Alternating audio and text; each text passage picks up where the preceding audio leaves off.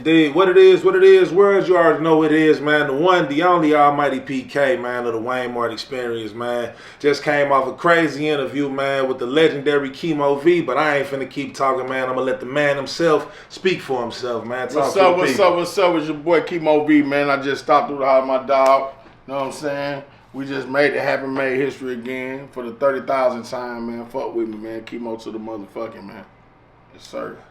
Hey, man, you already know what it is, man. The Waynemart experience, man. We bring the legends of the city out, man. Make sure you like, share, subscribe, and rock with us across all social media, man.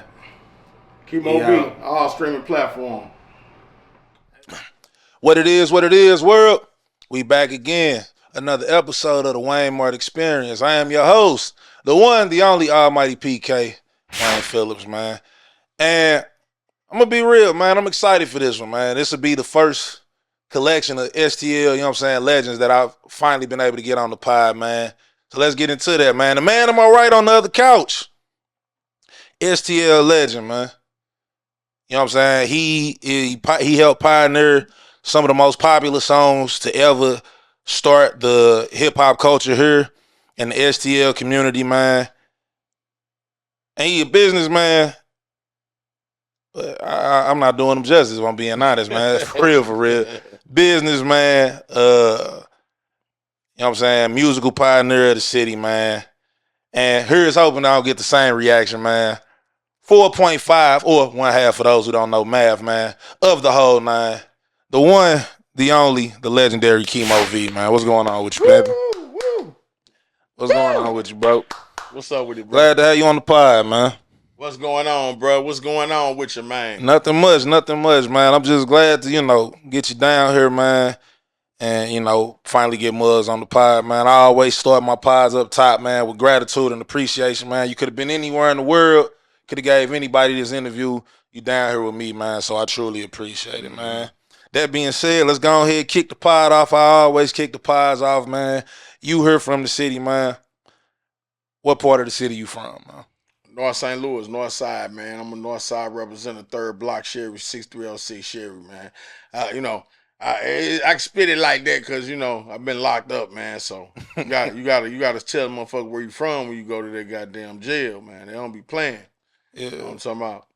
Definitely, man. Be in that workhouse, they be like, "Where you from?" You gotta spit that shit. Yeah, I know plenty of mugs. Get on your ass up in that motherfucker. Yeah, I know plenty of mugs who've been booked to the workhouse. Fortunately, I never went. Fortunately, I'm glad this never happened. It's closed down now, so I never go. Mm-hmm. But that being said, man, you heard from the city, man. As I said in your introduction, man, you are, you know what I'm saying, 1/2 of the group that created the legendary songs of Nina Pop, Everybody in the Club, Let Me Holler at You, etc., man, the whole nine, bro. Yeah. Let me ask you, man, and I've been wondering this, man. Before we get into what led to those songs being created, what got you into music? I've been listening to music ever since I can remember, man, hip hop music to be exact. But my first, without telling my age, Run DMC, them niggas that got me, open to the hip hop thing, man. I thought I was that nigga Run. You know what I'm saying? The nigga was raw. Okay. Run DMC, but before I let's get this out real quick. I wanted to kind of clarify something with something you just said earlier, as far as 1.5 or 4.5 of the whole nine. Yeah, it's not really. You contacted me about the interview. Let's get that out there. Yeah, facts. Absolutely. Because Chaos was on her before. Yeah, and I don't want them motherfucker thinking that I reached out to you because I saw him on this motherfucker. I didn't know. I had no idea. You hit me up, and then I watched the interview, and I pretty much see what saw what he said on there and everything. But to kind of correct you, the whole nine is a lot of people. Okay, you see what I'm saying? Kind of like Wu-Tang. Okay. You feel me? So you got Wu-Tang Clan, but then you got Method Man, Old Dirty Bastard, RZA and all them niggas. Yeah, you know what I'm saying? That's that was the whole original concept of the whole nine when me and him first, put it together. Because we was called the Arch Rivals at first. Okay. They called, that was the name we had We was the arch rivals. Then some cats called up to the radio station, and I knew them niggas, but I didn't know their names was the arch rivals. They were some niggas off University, the street university in the city, and them niggas called up there was like, nigga, that's our name. So me and Chaos, we was like, nah, man, we'll change the name. Don't kill us, shit. So we changed. We was riding around thinking about all the things that we had in the in our immediate reach, and we had like my little sister who was the best singer. We had Sham from back then. Salute the Shams with the track stars. Yeah, he wasn't the track stars back then. He was salute just the Shams and Zoe. Yeah, he was just Buck Bam Sham. That was before he met Zoe or Chingy. You know what I'm saying? Before he even got with them, he was our producer at first. So we had Sham, we had my little sister, we had Dre Mack. Back then he was called Mr. McFeezy, who was Max Shooter 49's father, who was like the greatest producer in the game right now, the little young up and coming nigga, Max Shooter 49. We had all of these facets and aspects that made us the shit. And then we had, Chaos on the radio. Then we had me, which was like the street credible MC that can really spit, with the raspy voice that just had all the street credibility. Now, so we was like, we got the whole nine. And we was like, why don't we just call ourselves that? Okay. So a lot of people used to think the whole nine was 9 people. You know what I'm saying? And it was kind of right. That's kind of a right assessment for somebody to have. It ain't just me and Chaos. So for him to sit up here and be like the whole nine is dead, that's a falsehood. That's a falsehood. You know what I mean? Right. Like, he is dead to him for some reason, and that he got to battle that with on his own. You know what I'm saying? Right. But I've been wearing the whole nine on my back for however long he hadn't been here or wherever he was doing his thing, and it ain't never gonna die. It ain't never dead. I don't know what bro was talking about right there. And by him calling me old boy and all that shit, that's what's dead. Cause I ain't no motherfucking old boy. I'm Kemo Vee. You know what I'm talking about? But it's all good, man. Much respect to him and shout out to him. Whatever. I hope he do whatever he need to do in life. And as far as the influences, like I said, I'm gonna jump back to the original question. No, yeah, facts, yeah. Run DMC, you know what I'm saying? And then I was like a little baby though, 4 or 5 years old. Listen to Run DMC, man. Little baby, man, and from there, it just spiraled to Biz Markie and the Kid and Plays and the Public Enemy, and I actually met Chuck D, and that was like the one cat I met that I was like floored when I met him, because I ain't no starstruck nigga, you know what I'm saying? And I met that dude, man, and I down there went berserk when I met Chuck D ass, man. But that golden era of hip hop is what made me a hip hop fan. You know what I mean? That golden era of when it was positive, when rap was about uplifting the people, and all the songs back then. I wouldn't even dream that hip hop would have made it to this place where it's so much negativity. Back then, I wish everybody would have got to experience that era, because it was so much fun, man. People could have house parties and shit, and nobody get beat up or get shot or nothing. People had parties at their cribs. Everybody had house parties. Yeah. It was dope, man. It was so much fun, but yeah, that was what kicked it off for me.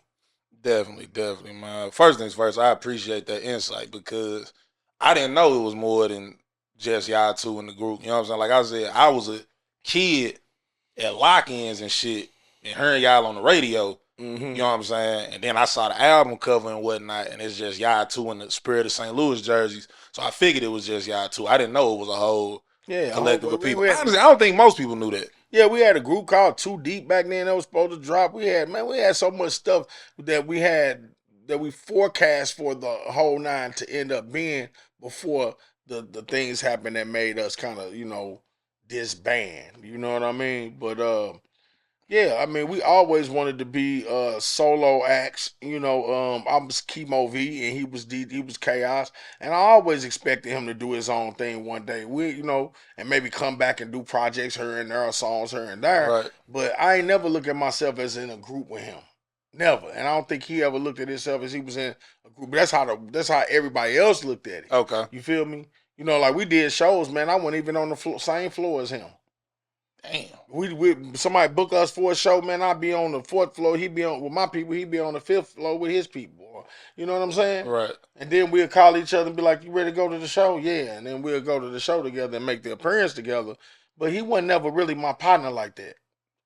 You see what I'm saying? Okay. It was more so a music thing. We made good music together. You know what I'm saying? But as far as the type of individual that I would prefer myself to actually be around, I can't say that that's somebody that I would just be like, oh man, what's up? What you got going on today? You know what I'm saying? We hanging out? Nah, it was never like that. Okay, so that being said, you know what I'm saying? Based off that, let me ask this.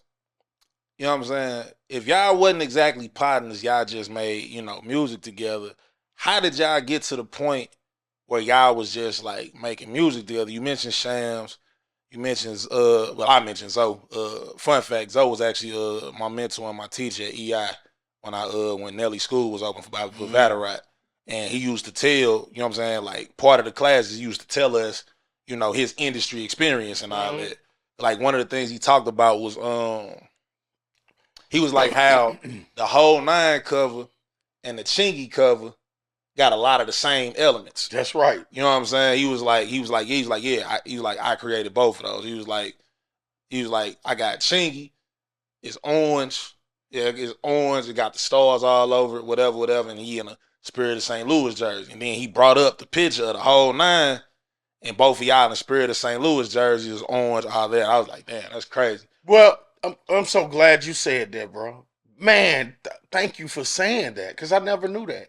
Yeah. Now, for him to say that he made both of them, that's a lie.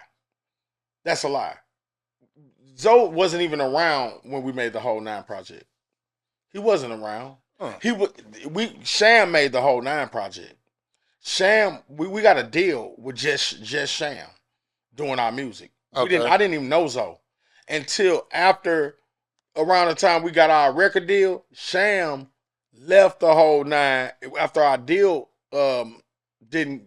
after the deal with MCA. I was gonna touch on that in a second. After our deal with MCA Universal, kind of we disbanded from that. That's when Sham went and got Zoe and Chingy and made the Right There stuff and all of that. That's when that happened. Okay. So we didn't know Zoe.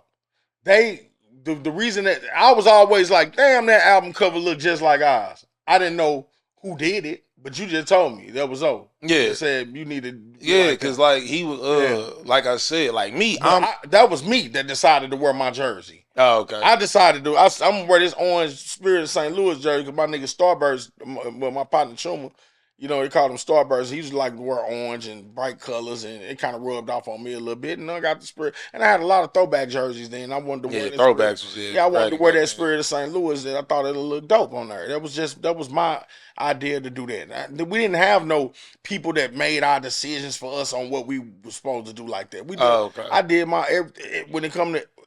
And when you look at Chingy video for Right There, it started off, the treatment was the same as the Everybody in the Club Up video. Yeah. Which was the treatment that I came up with when MCA came to shoot the video for Everybody in the Club Up. We started out on the block, then we went to go get some gas, then we went to the club. That's how Chingy video started. Start out on the block, then it ended up in the club. So, it had a bunch of similarities. We was like Everybody in the Club Up. He was like Right There. You see what I'm saying? So. Right. I mean, you know what I mean? I see what you're shooting at. So it was pretty much all of the music from back then borrowed from the whole 9. Everybody borrowed from us when they saw us do that crazy run that we had, man. It was, that's what hip hop ended up evolving into today. Everybody just do what everybody else do right now. Yeah. So back then it wasn't wasn't really the thing to do like that. Back then it was called biting. Yeah. Swagger jacket. You was a damn biter. You see what I'm saying? Because we was the ones that came out with the Heard There, Everybody songs, Everybody in the Club Up, Come Here Dirty, Let Me Holler at You. Now you got Ski. You see what I'm saying? So it's like, you know what I mean? It's like you got people that, you got, back then it was like we was the only ones doing that, putting the St. Louis lingo into the hooks. You see what I'm saying? Then everybody started doing it. Everybody in the club get tipsy. Right There, Hot in Her, you know what I'm saying? Nobody was doing that before the whole 9 was doing it. Right. See what I'm saying? Definitely. Quick side question, because you just mentioned that about Western College.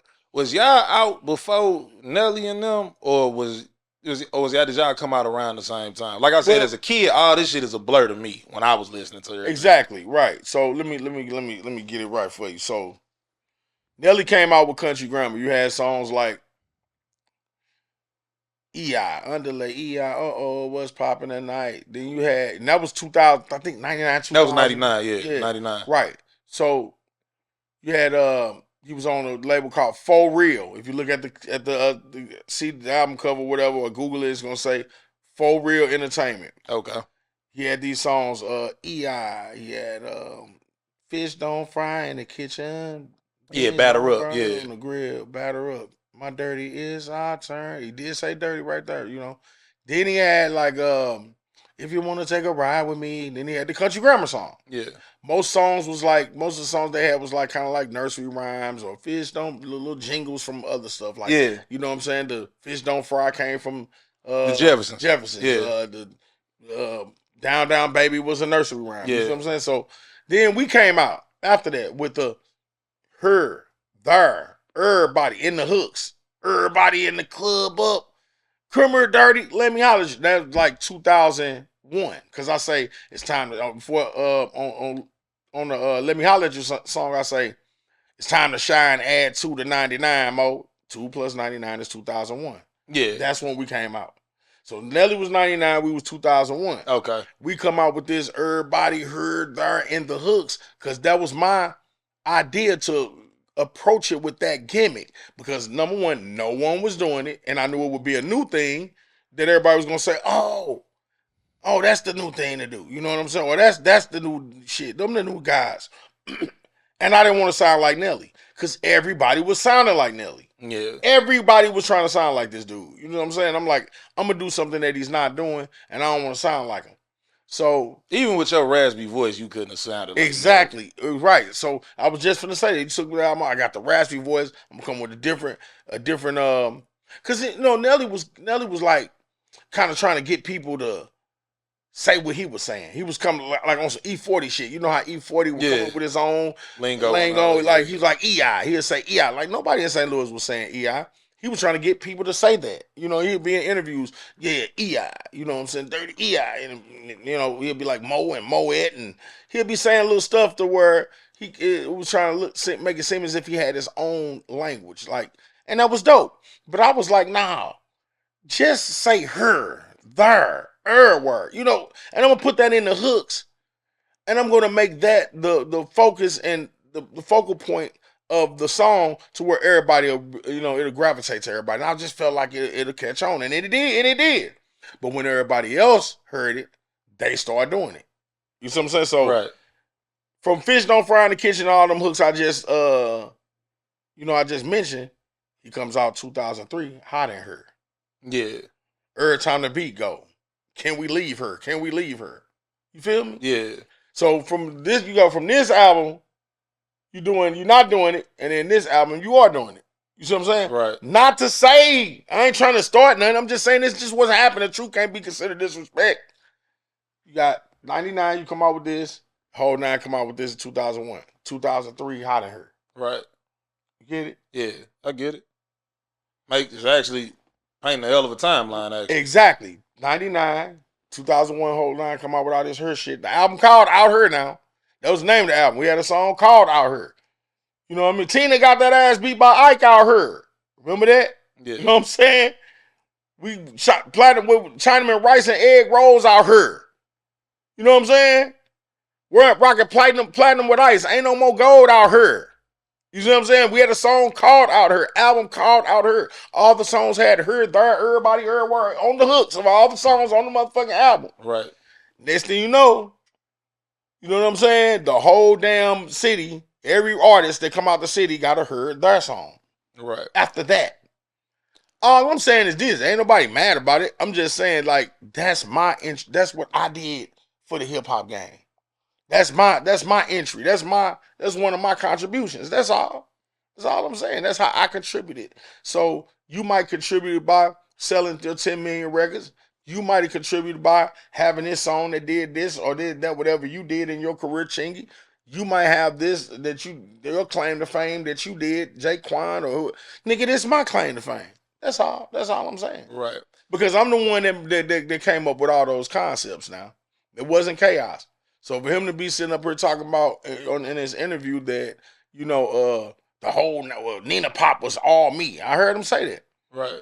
No, it wasn't. Like, stop lying, bro. Like, listen, I wasn't even gonna come over. You called me, man. You see what I'm saying? Yeah. So it ain't like I called you and was like, oh, I gotta set the record straight with this shit. Nah, I'm a spiritual dude. I'm sitting back chilling. And when a man called me and say, man, I want you on the podcast, and I look at this man, I'm finna come on here and clear this shit up. Because, much love to you, bro.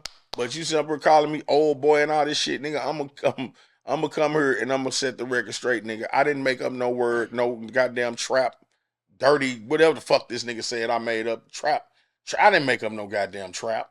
The word trap. If I'm being, I think he said he was talking. I think he said he definitely was calling you old boy. But I think about the trap thing specifically. I think he said niggas in Atlanta start saying the word trap because he said they was trapping out of Motel 6s and it ain't no back door. So they like if the police raid it, he like if look the at it again. He like if the police raid it, it's like shit. You can only go out the front.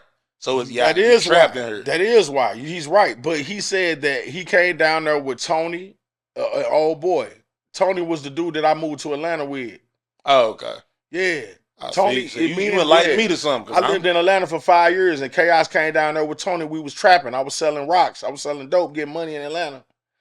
And we was selling dope. And we bought Chaos and Kool-Aid down there. You know what I'm saying? DJ Kool-Aid. And they was staying with us for a minute. While we was selling dope, he was watching us sell the dope. We was getting paid. And I had about 8, 9 cars. Had cribs all up and down Beaufort Highway. I was a young boss, nigga, getting money, selling dope in Atlanta. Okay. And I didn't make up the word trap. He did. He used that to try to segue into him taking the credit for Nina Pop. You see what I'm saying? He think he's a philosophical He tried to use some little psychology that was whacker than a motherfucker. That's what he did. That's what he did. He tried to give me some props over here. Fake ass props over here so he can take them away from me over here. Right. You get it? Okay. That's what he did. That being said, we actually kind of got off topic on my first original question. It was you said that you and Chaos wasn't exactly partners, but y'all did music together. How did y'all ever come together to even be able to make the music and find out like, hey, we got something here with this chemistry? Well, back in the day, I used to be. I had a song called "This Is My Hometown." I used to fuck with Charlie Chan. You know what I'm saying? Salute to Charlie Chan Soprano. You know what I'm saying? That's my nigga. And Chan had made this beat to this song called "This Is My Hometown," and I believe that's how I met Chaos because he was cool with Chan. And so Chaos was already a star, man. He was DJ Lil Short back then. I think he was Lil Short, and he was with Silk Smooth and them traveling. He was the first nigga I really saw that was like famous. Like to me, he was famous from like he was a DJ and then he was with the crew from the Loop. He was Silk Smooth's Lunatics. Okay. Silk Smooth was like Nelly, and Chaos was like the Lunatics. Okay. You see what I'm saying? Chaos, AC, Penelope, all these. Salute Penelope. Yeah, yeah. So they was all like, and they was who everybody was looking up to. Like they was finna be the shit. You know what I'm saying? They was up next. So I'm kind of hazy on this, but I could rap. I could always rap, and everybody was always like intrigued by my shit. I get on the mic and it just was over with, man. So as soon as somebody heard me rap, they'd be like, "Get in the booth, get in the booth." I never paid for studio time in my life. I would just go in the studio and rap, and the engineer was always say, "Man, get in the booth, dog. I'm tired of hearing these whack niggas. Man, go ahead and record something in this. Can you record?" And I record. So I think my name got the buzzing around as this nigga that can rap. Oh yeah, AC. AC was part of the crew from the Lou too. Rest in peace, my nigga Avis. That was my nigga. Okay. And me and Chaos just kind of meshed in the sense that he wanted to kind of like, rap with me, I guess. You know what I'm saying? And there's one dude named Henry Price, his name Buck. He started putting money behind us, and the group was called Above Average back then. Okay. Me and him put a group together. It was more so like we need to put you niggas together like that, more so than me and him. He was my boy. Okay. Like that, Other DJs was more of the homie to me than him. Like DJ Lane C. I connected with him a little bit more. Charlie Chan even was more of a cooler nigga to me than Chaos as far as like. But I don't think we was ever just homeboys. We was cool. but he wasn't just I just can't recall myself like, your homeboy, you call him every morning, man. You go over his house with him every day. You kick it with him. You know what I'm saying? You Super smoke Bowl with him. Fights like, and shit together, yeah. Yeah, y'all get into smack shit out of niggas together or get beat up together or, none of that ever happened with me and him. It was just only music. We did music together. So more of the homeboy shit was more vague. I don't remember no homeboy shit with him ever. Never. Never. But we do make good music together. And me, I look at it like I'll do anything for my fans. I ain't never gonna say it's dead or me and him can't make no music together. But we just tried to do it again recently. Okay. And the shit didn't work, man. I'm cool, man. I'm just keep on pushing, man, because you know what I'm saying? One thing I'm gonna say, man, is the dopest motherfucker in this world is a powerful nigga, humble, powerful man. That's the dopest person in this world, man. A man that's humble, that has a degree of humility and a lot of power. A humble, powerful nigga. Yeah, I have power, but I'm restraining myself from using it. Right. Yeah. But you're going to be humble in this world with your power because you ain't God and your power ain't absolute. Yeah. You see what I'm saying? The only power that I truly respect is absolute power. Power that can't be taken away. And the only motherfucker that got that is the creator. You see what I'm saying? Yeah. So any nigga that got a lot of power, that's why Jay-Z can walk in this motherfucker like, what's up, Jigga? Hey, like I was saying, Wayne, dog. You know what I'm saying? That's me. Yeah. I don't give a fuck about this nigga just because he a billionaire. I'm going to respect the shit out of him, though, because he a man. Right. He a man like me. Nigga, your power can be taken away. It's not absolute. So I'm not finna just be on this nigga nuts just because he got some fucking power.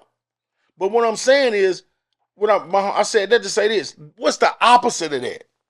What's the polar opposite of a motherfucker who's humble as hell? An arrogant person with no arrogant, power. No power. Nigga who think he's somebody but don't have no type of juice. There you go. That's all I'm saying, bro. And when somebody keep revealing that they're that person, to me, I can't, man, go on, man. Go on, bro. Because that's me. I don't be too my own horn, bro. I got a restaurant, 9863 Edgefield Drive. Come holler at me at the Tripe Trap, bro. I got a restaurant. Come try that out. Yeah, come try me out, man. Come fuck with me. I can't. They my only off day. I'm running my restaurant 6 days a week from 12 to 9, man. But really, I got a prep from 10 to 12, so I'm running my restaurant. I got a brick and mortar, man. You see what I'm saying? I do this business. I'm a hustler, man. You know what I'm saying? We got private nightclub. You know what I'm saying? 212 South Tucker. That's where I'm throwing my birthday party at. It's this Friday, this Saturday. Come fuck with me, man. You know what I'm saying? You seen the promotions for my party, right? Yeah, I seen. Yeah. You know, so I didn't know you owned it though. What's the crazy part? No, it's I seen private nightclub, but I didn't know you owned it until you told me. No. I own the Tripe Trap. Okay. That's my that I own the restaurant. Okay, so Tripe Trap is yours, tried and true, no ifs, ands, and maybes. That's mine. Okay, cool. The private nightclub is Terry Laney's club. Okay. That's my cousin. That's my brother. Cousin. I don't even fuck them. That's my heart. You see what I'm saying? Right. Terry Laney and Brittany Wiley is his wife. She has Astonishing Touch Home Healthcare, which is one of the most, successful. Well, I see them ads and billboards everywhere. That's my family, man. So in a sense, yeah, I own a motherfucker. You see what I'm saying? Yeah. And in that respect, okay, you know what I'm saying? But no, that's that club. But right. I walk in that motherfucker right now and sit down. They'll leave, and I'm there by myself. You know what I'm saying? Right. We're a conglomerate, is what I'm trying to tell you. We're a conglomerate. So the Tripe Trap is theirs. The private is mine. They claim the Tripe Trap too. Right. They claim my restaurant. They be like, we got the Tripe Trap, we got this. You see what I'm saying? We're all a part of the same family. Yeah. That's all. That's what that is. So no, I ain't the owner of the club, but I am in that respect. You feel me? So yeah, I mean that's how that go. And that's why I'm the only nigga that they throwing a party for out there, motherfucker. You ain't seen them throw no party for nobody else at that club. Nah. It's the hottest club in St. Louis.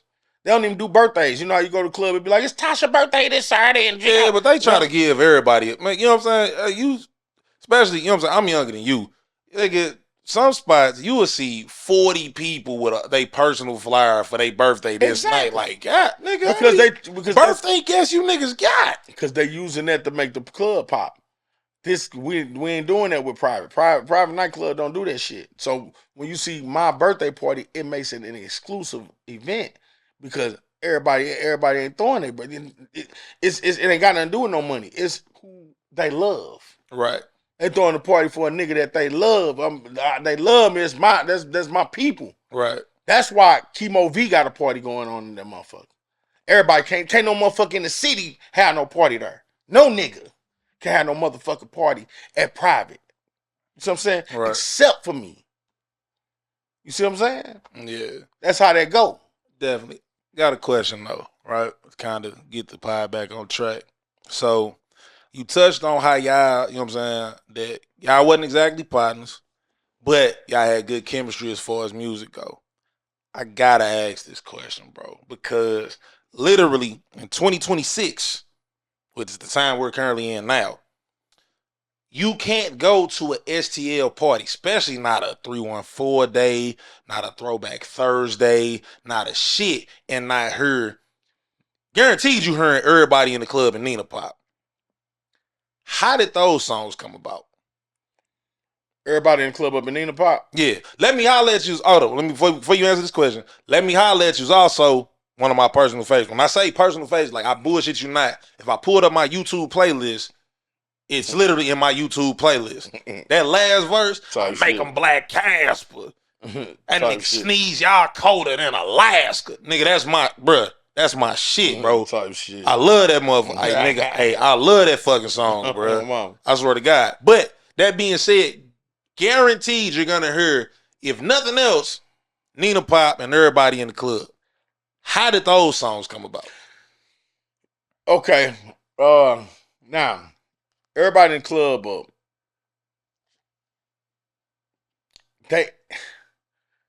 Chaos was a radio station personality. Right. I used to live in Atlanta. Okay. Shit didn't go right. After the 5th year, it's always a woman that's your downfall. Yeah, women are the downfalls of champions and empires. Let's just say that this woman was my downfall.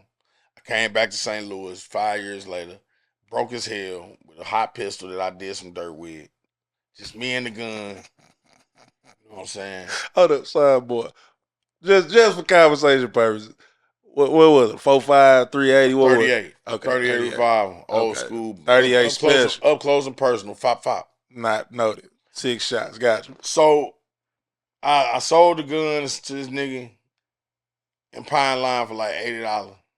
I had $80 and nowhere to go. Stay with my mama. Now I'm riding around with the homie, broke, smoking doobies, in despair. Radio come on. It's Big Sexy, cool. I said, man, that's that nigga I used to be in that motherfucking group with, man. And I said, take me up to this motherfucking radio station. Right. Nigga takes me up to the radio station. I beat on the door. They come to the door. I like, man, tell Chaos Kemo outside. They go in there for another hour. I did not leave till that nigga came out the motherfucker. He came out the radio station. He said, Kemo, what's up, dog? Like, what's up? I'm like, man, what's happening? Come on in. Nigga, let me in. Right. Let me in. Said, introduced me to the whole St. Louis. I'm on the radio instantly. This nigga, Kemo Vee, it's my homeboy. We had a group back in the day. St. Louis, what's happening? Say what's up. I'm like, what's up? I was nervous and shit. I'm like, what's up, y'all? You know what I'm saying? Right. You know what I'm saying? Niggas wasn't expecting to be on the radio. Niggas want to have a conversation. Instantly put me wind up live on air, yeah. On my mama. Right. The nigga in shout out to my mama. My mama just passed too. My condolences. Yeah, my baby. Eva Pearl Lively. But anyway, the nigga he gets off the radio and I'm like, damn dog, why you ain't playing your own music on this motherfucker? You know what I'm saying? And he like Like, shit, I ain't got you. I wasn't rapping with you. I ain't rapping with you. That's why I ain't playing the shit. I said, well, what's up? And that's how we started rapping together. Okay. Now I had to give you that precursor because now I'm at home writing, putting together the project. I'm the writer. Right. I'm making the concepts. I say, okay, we got to come out with. I listen to Nelly. I say, no, we can't do what he doing. So I come up with this thing where I'm gonna say, heard everybody on all the songs. Right. So I'm gonna make songs like we're gonna call the motherfucking album Out Her. I had to come up with the concept before I wrote song one. I ain't even write no songs. I wanted the concept of the album. That's like the Tripe Trap. Like I've come up with the concept before I do the restaurant. You see what I'm saying? Right. That's why the Tripe Trap doing what it's doing, because I'm a conceptual nigga. So I had to come up with that skeleton, which was called the concept of the Out Her album. Then I could write the songs. So the first song was My Block's Your Block. And I wrote that, My Block's Your Block, right? And that's when he started playing it. He played it as an intro to his radio show. Right. You know what I'm saying? And then that's when the arch rivals called up there and was like, this My Block's Your Block by the arch rivals. Because he was saying, I'm going to play the music, but I ain't going to tell people it's me. So I get it, because people kind of downplay it if they know. I get right. It. But then he kind of slowly introduced it as like it was just going to be me. He had played a little My Block's Your Block intro to his radio show. Boom. Now everybody in the club up, right? I started writing that. When I started writing all of the songs, I said, I'm going to make sure.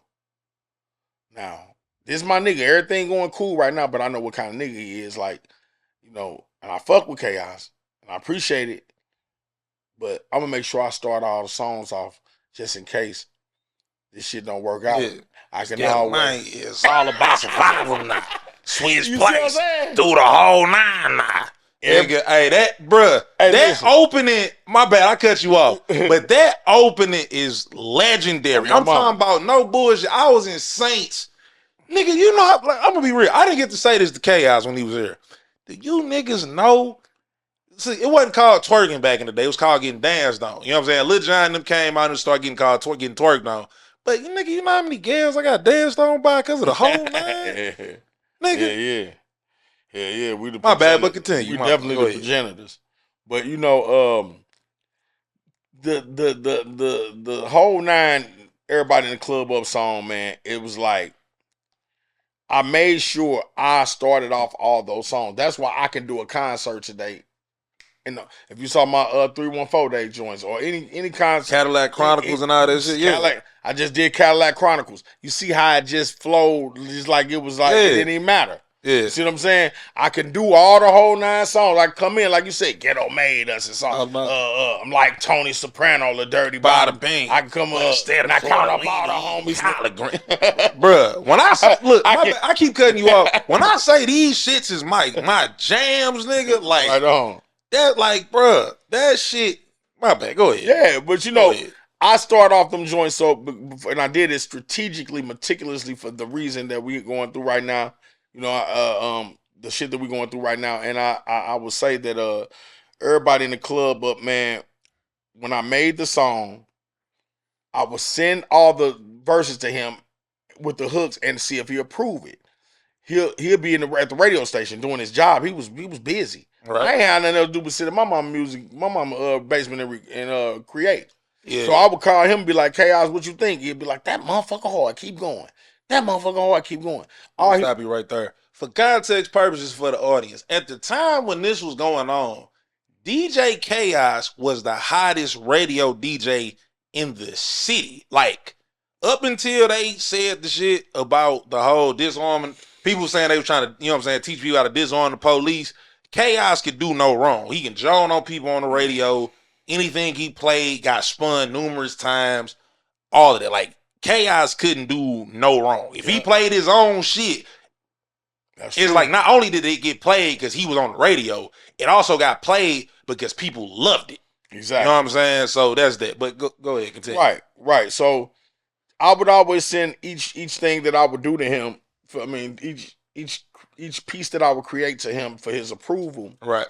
And he was always approving the shit. Like, man, that's dope, keep going. That's dope, keep going.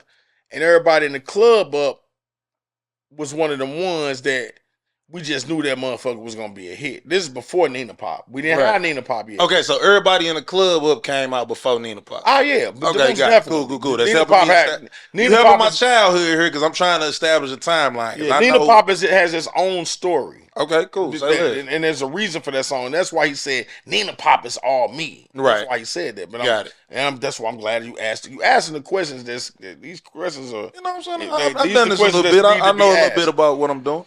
So Everybody in the Club Up. When we made that song, it was more of like that's when that dance started. That was around the time that dance, the chicken head dance, the Nina Pop. It was one called the Nina Pop. They didn't have no name for it. They called it the Chicken Head because they was doing it off the Chicken Head Project Pat song. Salute to the Legend Project Chicken Head.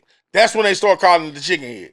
Then they started calling it the Bag Bag because Lil O had a song called Bag Bag. Give me 50. And they was doing like this with it. That's when they was bagging back with it, right? Facts. They called it the Bag Bag. Then they started calling it the Mono because of the monastery. It's all the same dance. Right. Like people be killing. The Mono is this, the chicken. It ain't no different. It's all the same fucking shit. It just didn't. They just call it different dances, variations of the same shit. So Chaos was like, I'm gonna start playing this Everybody in the Club Up song. Start playing Everybody in the Club Up, and everybody started doing it off of that. And said, fuck all the rest of the songs. Now we got a St. Louis song to equate it to. We ain't doing it off nobody. It go right with this thing. Yeah, fact. You know what I'm saying? So Ali made a song called Breathe In, Breathe Out. Which also was based off of the Mono, yeah. But he did it after Everybody in the Club Up. You know what I'm saying? Yeah. And he never came to the monastery.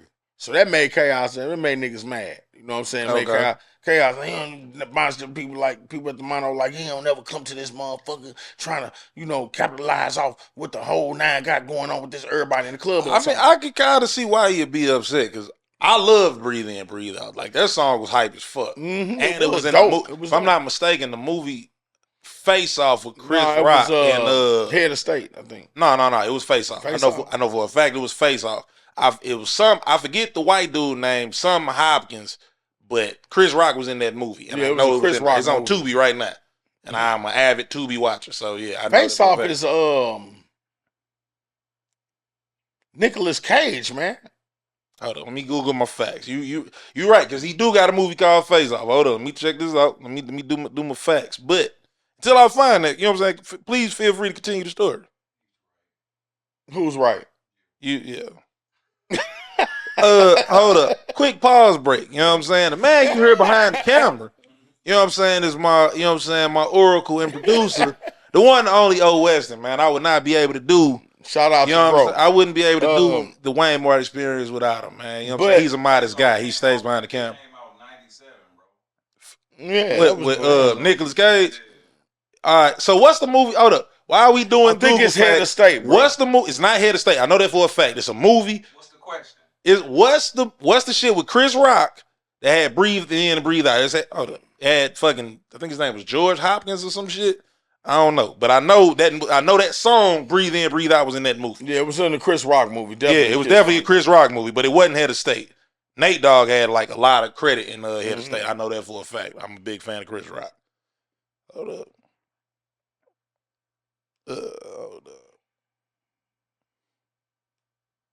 Because you make a very valid point. It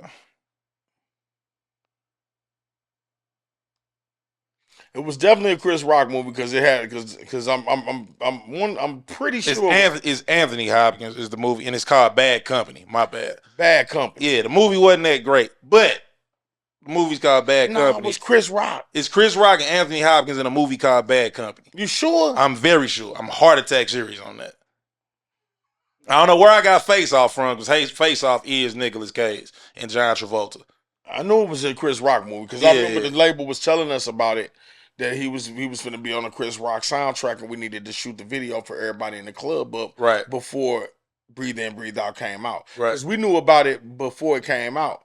And the label told, because we signed to the same label. So the label was like, you guys, the guy named was Ty C. He called me, he was like, you guys, man, you need to shoot a video for this Everybody in the Club, because this Ali guy, he has this song with this Chris Rock. He's trying to get it added to his album. You know, it must be something going on in St. Louis because he want this song added to his album, and his album is already pressed up. And so something must be going on there, man. I'm like, yeah, this dude Dan's taking over his shit, you know, with the you know, the whole 9 song. Right. And the A&R was like, well, y'all need to shoot a video for it now, and we're gonna come to St. Louis and see what's going on. So they came to St. Louis and they looked at the real time reaction to the crowd dancing to everybody in the club up, and they was floored because, you know, Chaos played it in front of them. They like, damn, look at these niggas. This is a real movement. And so after the Ali thing, which I didn't even care about no dance, I kissed this gangster shit. I wasn't worried about it. It was more so a Lunatics Chaos type of thing because they had that going on, and I was just kind of in the middle of it. You know, I didn't care about no damn dance, but it was what it was. I saw what was going on, and the Breathe In, Breathe Out joint ended up coming out, doing well, and the Everybody in the Club Up joint, you know, we had our deal and we did well, but it never came. Our shit never came out on MCA. Okay. Because that's a whole nother story, man. It was just, man, that's some ill shit. But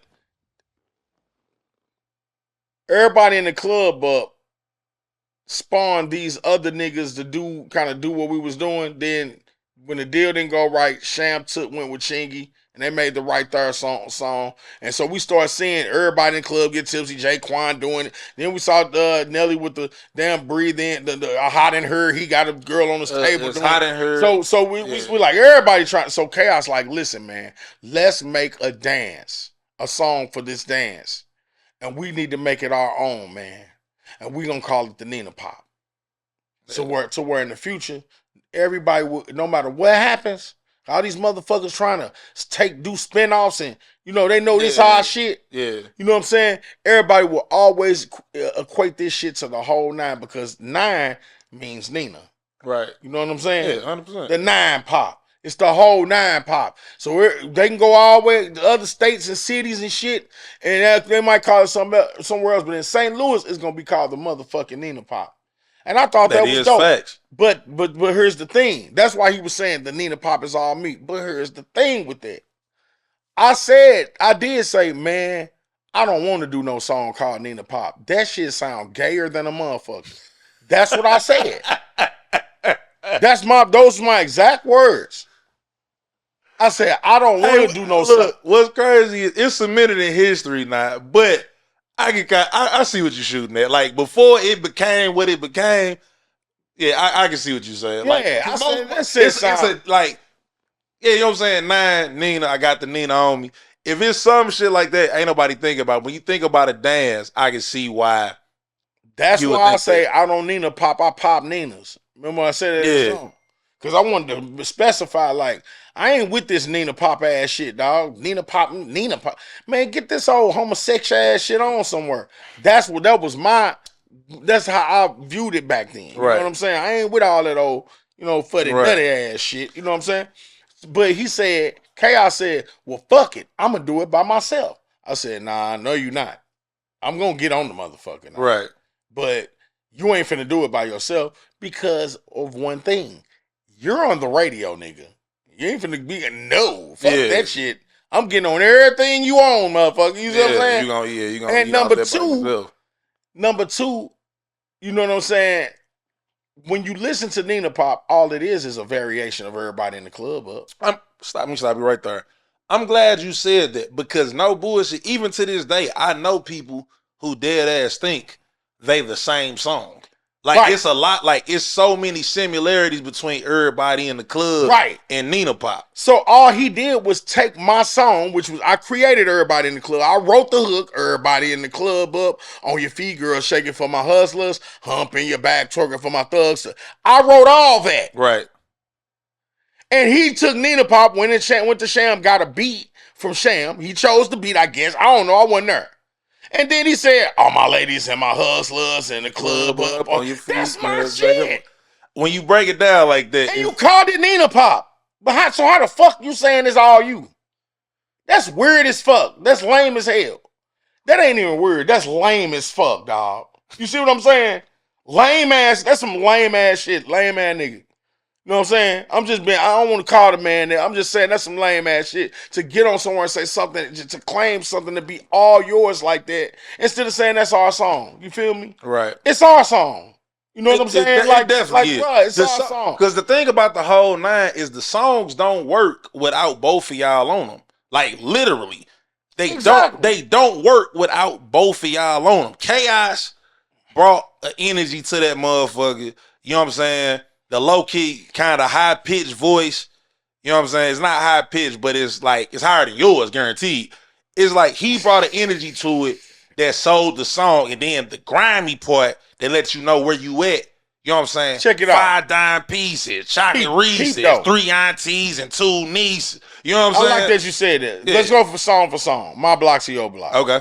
Where your heart lie. In the city of College and Carter, where a nigga slaughtered his daughter. Now you asking Kemo where was he bought up? Down on Sherry, where nobody's scary, where bodies get buried. Catching niggas on like the Island Ferry, on streets like Holland and Terry, John and Prairie, Alcott Beacon, blood leaking, funerals, preachers, and deacons, a different wake every weekend. Them niggas, you get the point. 100%. Chaos, it's time. Now I told you I wrote all my shit first, sent them to him. Now it's time for him to do his part. What do you do? Name streets on the motherfucker. He just named streets. His part, he just started naming streets. If you remember my block, that's what I did, nigga. Right. On the first verse, he just did what I did. But his verse was just naming streets through the whole fucking verse. He just listened to what I did and just embellished on what I did. Everybody in the club up. What I said at the end of the verse. Gonna break it on in for a thoroughbred. Let me see you do it again. Yeah, girl, yeah. Gonna work it like I'm hitting it from behind now. Do the damn thing, girl. What'd he do on his verse when he heard? Gonna let your hip shake to the left. That's what the fuck I did. That's what the fuck I did. And you just made a verse doing what the fuck I did.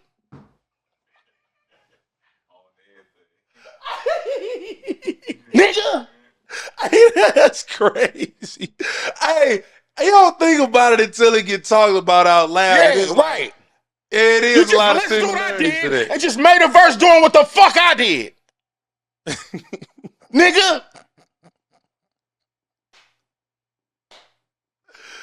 Fuck nah. Hey, that's crazy. But you talking about you created something. You was just on the radio, dog. You was just on the radio. And you was able to play the shit. Thank you. Thank you, brother. But don't try to get up on this motherfucker or nowhere else trying to make it seem like you the creative aspect behind some shit like that. You creative, yes. But, dog, just say it's our shit, bro. You know what I'm saying? I ain't never saying nothing that's mine by myself. But I will give you the insight to let you know the creative process, how it was created. And at the end of the day, he just did what the fuck I did, but that's still our song. That's still our song, man. It's still a whole 9 song, right or wrong. You feel me? I ain't finna say that's all me. Ain't nothing all me. Nigga, that's the whole 9, bro. And the fans love it. They love us. And even though he a bust ass, he might do some bust ass shit or whatever, that's fine. All I'm saying is, man, I'll do a show right now if it's for our fans. I'll do a song with it if it's for our fans. I love the whole 9 fans. If you love my music, you want to hear me rap with him, this nigga, that nigga, whoever, I'ma do it. You see what I'm saying? Right. But you say it can't happen one way without them. I beg to differ because I've been doing shows and they don't never come up to me to my work chaos at.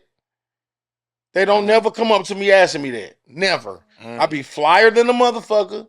I be cleaner than a chitlin. You see what I'm saying? I be fresher than a motherfucker. I had my dancers, my 2 badass bitches dancing. And you know what I'm saying? They be like, them bitches bad. I be fresher than a motherfucker. And they don't be like, hey man, where nigga chaos at? They don't know, not one motherfucker say that. But I'm not gonna take nothing away from bro. I'm just not finna sit up here and let nobody just become trying to like assassinate my character and downplay my contribution to the game because the whole 9 ain't dead, bro. The whole 9 forever, nigga. This the whole 9 forever, dog.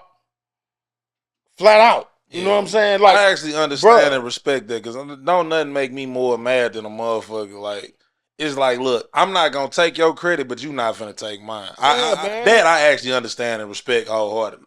Don't get on this motherfucker talking about the whole 9 is all me. Like, the Nina Pop is all me. Just because you came up with the name to the song, dog? That's wrong with a motherfucker talking about you broke Lil Jon and broke Twista and man, come on, man. The fuck is you talking about, man? This nigga's crazy. This motherfucker's crazy, man. Y'all give a fuck you play this part, but I'm just that's some bullshit, man. You taking credit for a nigga's career, man? That's some bullshit, man. No motherfucker take no credit for another man's success like that, man. You know what I'm saying? Ain't no motherfucker. Nobody takes credit for my success, man. And I ain't taking credit for nobody else's success. If another nigga got a song that sound like mine and he blew up off of my concept, nigga, that nigga did that shit. He did that shit. I don't give a fuck. I ain't mad at no goddamn Chingy for having right there. Or no goddamn Nelly for making hot. I ain't mad at them niggas for that. Thank you. Nigga, you made some millions off that shit. Nigga, that was hard. Yeah. It's hard out here, dog. I bet you I'm gonna be a hustler and make me some millions doing something. That's all I'm saying. For to sit up here and be like, man, that nigga wrong for whatever he did. You got to deal with God just like me. Because absolute, any power that nigga got ain't absolute any motherfucking how. Like I said earlier. Right. You see what I'm saying? I got something I want to ask, right? Because I actually mentioned, you know what I'm saying? So from the track stars. And I will say this, you know what I'm saying, for context for the people out there. While I was in his class, he actually did say that Shams, y'all was closer to Shams than him, but he did say he made the beats for the songs y'all had. No, he didn't. I'm just, like I said. Joe, you my nigga, I love you. He said he made most of the beats for Hella Thorough shit, album. No, he didn't. And all of that. You know what I'm saying? He didn't. Just as he said he did the thing for whatchamacallit. You know what I'm saying? He lying. So there's that. But he definitely did tell me like y'all was a lot closer to Shams than y'all were him. So when you say you didn't know Zoe like that, man, it makes sense. Cause let me make sure. Because literally on the Hella Thorough shit album, like the first song, y'all actually shout Shams out. Exactly. Did we shout Zoe out? Nah, y'all didn't. Exactly, because we didn't know him. I didn't know him. I didn't know who he was until after. Listen, me, Sham, Chaos, Mr. McFeezy, which is Dre Mac now. Dog, that's who made the whole 9 album, man. We all created that album. It was one producer. I didn't know no Zoe. We got a deal with MCA Records. The deal didn't go right because contracts wasn't signed in the beginning. We did everything on a handshake. And the label wanted contracts. We had contractual differences and niggas didn't want to sign and the shit was hot. And the label thought that we had contracts with each other. So by us not having contracts and we had to do all these negotiations, this nigga talking about he want this nigga talking about, the label was like, fuck it, we gonna shelf y'all. When the label said we gonna shelf y'all, I didn't want that. I was gonna ready to stay with the label because the label was gonna give us another $250,000. You know what I'm saying? Just to be just to sit on the shelf. Or they say y'all can leave the label if y'all want. And Chaos and them decided to leave. And I didn't want to leave. Because I told my mama to quit her fucking job. I wanted that other $275. Yeah, I want that too. Yeah, I want that $250. I'll sit on the shelf. Just give me the money. Nigga, you finna pay me $250 to not do shit? Right. Yeah, let me get that. But they was like, nah, we gonna leave. Because the label said, y'all can leave, but y'all gonna be shelved until y'all earn y'all differences out because y'all ain't had no contracts with others. Chaos them decided to leave. They outvoted me, him and Chuma 2-1. I said, I voted to stay. They voted to leave. I had to roll with them. So when they left the label, tumbleweeds. Nobody else signed us. We got blackballed. Because we left with the first $100,000 they gave us. They gave us $100,000. Damn. You know what I'm saying? And then we took $100,000 in the early 2000s. Right. And shot us a motherfucking video for everybody in the club up. So that's $200,000 down there. Them videos back then was 100 bands. So that's $200,000 they already invested and we didn't have no contracts with each other. Zoe wasn't nowhere around. If Zoe was around, why his name went on none of the contracts? It was said, that motherfucker said Shamar Daugherty. And I call that nigga right now and ask, man, Zoe wasn't around. Then after that, that's when Sham went and got Zoe and Chingy. Okay. That's when he met Zoe. That's when he got Zoe and Chingy and they did the Jackpot Project or whatever they did with Chingy. It was Chingy first joint, if I'm not mistaken. I think it was a self-titled album. That's when they got a little high with them. You know what I'm saying? Yeah. Because he wanted to sign with our label at first. Chingy was trying to sign with Hella Thorough. Cause we from the same hood. I used to pull up on Beacon. He used to jump in my car and play his music, man. What's up, man? Let me let you hear this joint I got. And he'll put his CD in my motherfucking car and I'll listen. I'll be like, that's cool, little dog. You know, I get extra. Let me holler at Mookie. Cause Mookie was the nigga that was putting money behind him at first. Okay. You see what I'm saying? This nigga named Mookie from the hood. I couldn't, mess with him without. That hood is Walnut Park, by the way. I couldn't mess with him without hollering at Mook, so I hollered at Mook. And I was for the fuck with Lil Howe. And that motherfucking Mookie showed me a contract, was like, nah, he signed to me. And I left it alone. Then we lost our deal. We didn't, we left MC8 and then Sham went in. And Chingy ended up getting my damn producer and getting a deal. Same nigga that was trying to sign with me. You see what I'm saying? You see how shit be going? Indeed. Cool. Technical difficulties. Hey, before we went on a little quick break, motherfucking, you know what I'm saying? I heard through the grapevine, through numerous people, that y'all deal with MCA did not go through because chaos, because that's what everybody said. Chaos smacked the A&R because the negotiation wasn't going great. Is that true, yes or no? I smacked it. It wasn't an A&R and it wasn't chaos. It was me. I smacked this dude named Dan from Blue Sky Distribution. It was a distributor that we was distributing our product through the Hella Thorough shit. Right. And he wasn't giving us our motherfucking money. Okay. I didn't. We was doing our own distribution at first through 15 to 20 stores from here to Kansas City. Mm-hmm. We was going to pick up our bread ourselves. We had FYE, Street Side Records, and Sound Revolution. I ain't heard Street Side Records in years. Right. And we was picking up our own money from them. We was doing just fine without this motherfucking white man. And he kept on calling us to myself, you need to be in Walmart. You need to be in Target. You need to, what are you doing? You need to use my distribution. And it was Blue Sky. It's called Blue Sky Distribution. Everybody was using them, but we didn't want to. Okay. We was doing it without that motherfucker. And I said, man, motherfucker, I'm going to give you a chance. But you fuck me. I'm gonna beat you. I'm gonna fuck you up, man. You know what I'm saying? So we gave him some CD. He kept saying, I need more product. We kept giving this motherfucker boxes and boxes and boxes of goddamn CDs. Nigga moving work on consignment and ain't coming up with the bread. He would never give us no money, bro. This motherfucker, man, I don't know how much money to this day this motherfucker made off our music, bro. Damn. He would never cut us no check. He would never give us nothing, bro. And I went in that motherfucker and beat the shit out of this motherfucking bitch. You hear me? Grabbed him, choked him, smacked him, all everything. And that fucked up y'all made MCA him touch everything up in that motherfucker. Fuck nah, that ain't what. That had nothing to do with it. This is me being a kid and listening to motherfucking conversations. They tried to say that he had some connections with the label and all of that. Man, listen, bro. I told you what really happened. Right. We went out to New York. The shit was popping everywhere. You think motherfucker give a fuck about this? 50 Cent got shot 1,000,000 times. Still got his deal. They ain't give a fuck. Right. What matters was he got with Dr. Dre and had some motion.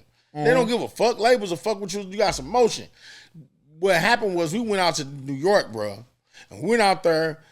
Mike Silverne, the lawyer, was like, okay, you guys are doing great. You're been played on all the radio stations. You guys are getting added everywhere. Things are real beautiful, man. We're about to see you on tour. Well, you got, oh man, you're about to be on TRL. You're about to be on, BT. You're about to be everywhere. Let's get the contracts between you and Shamar Daughtery.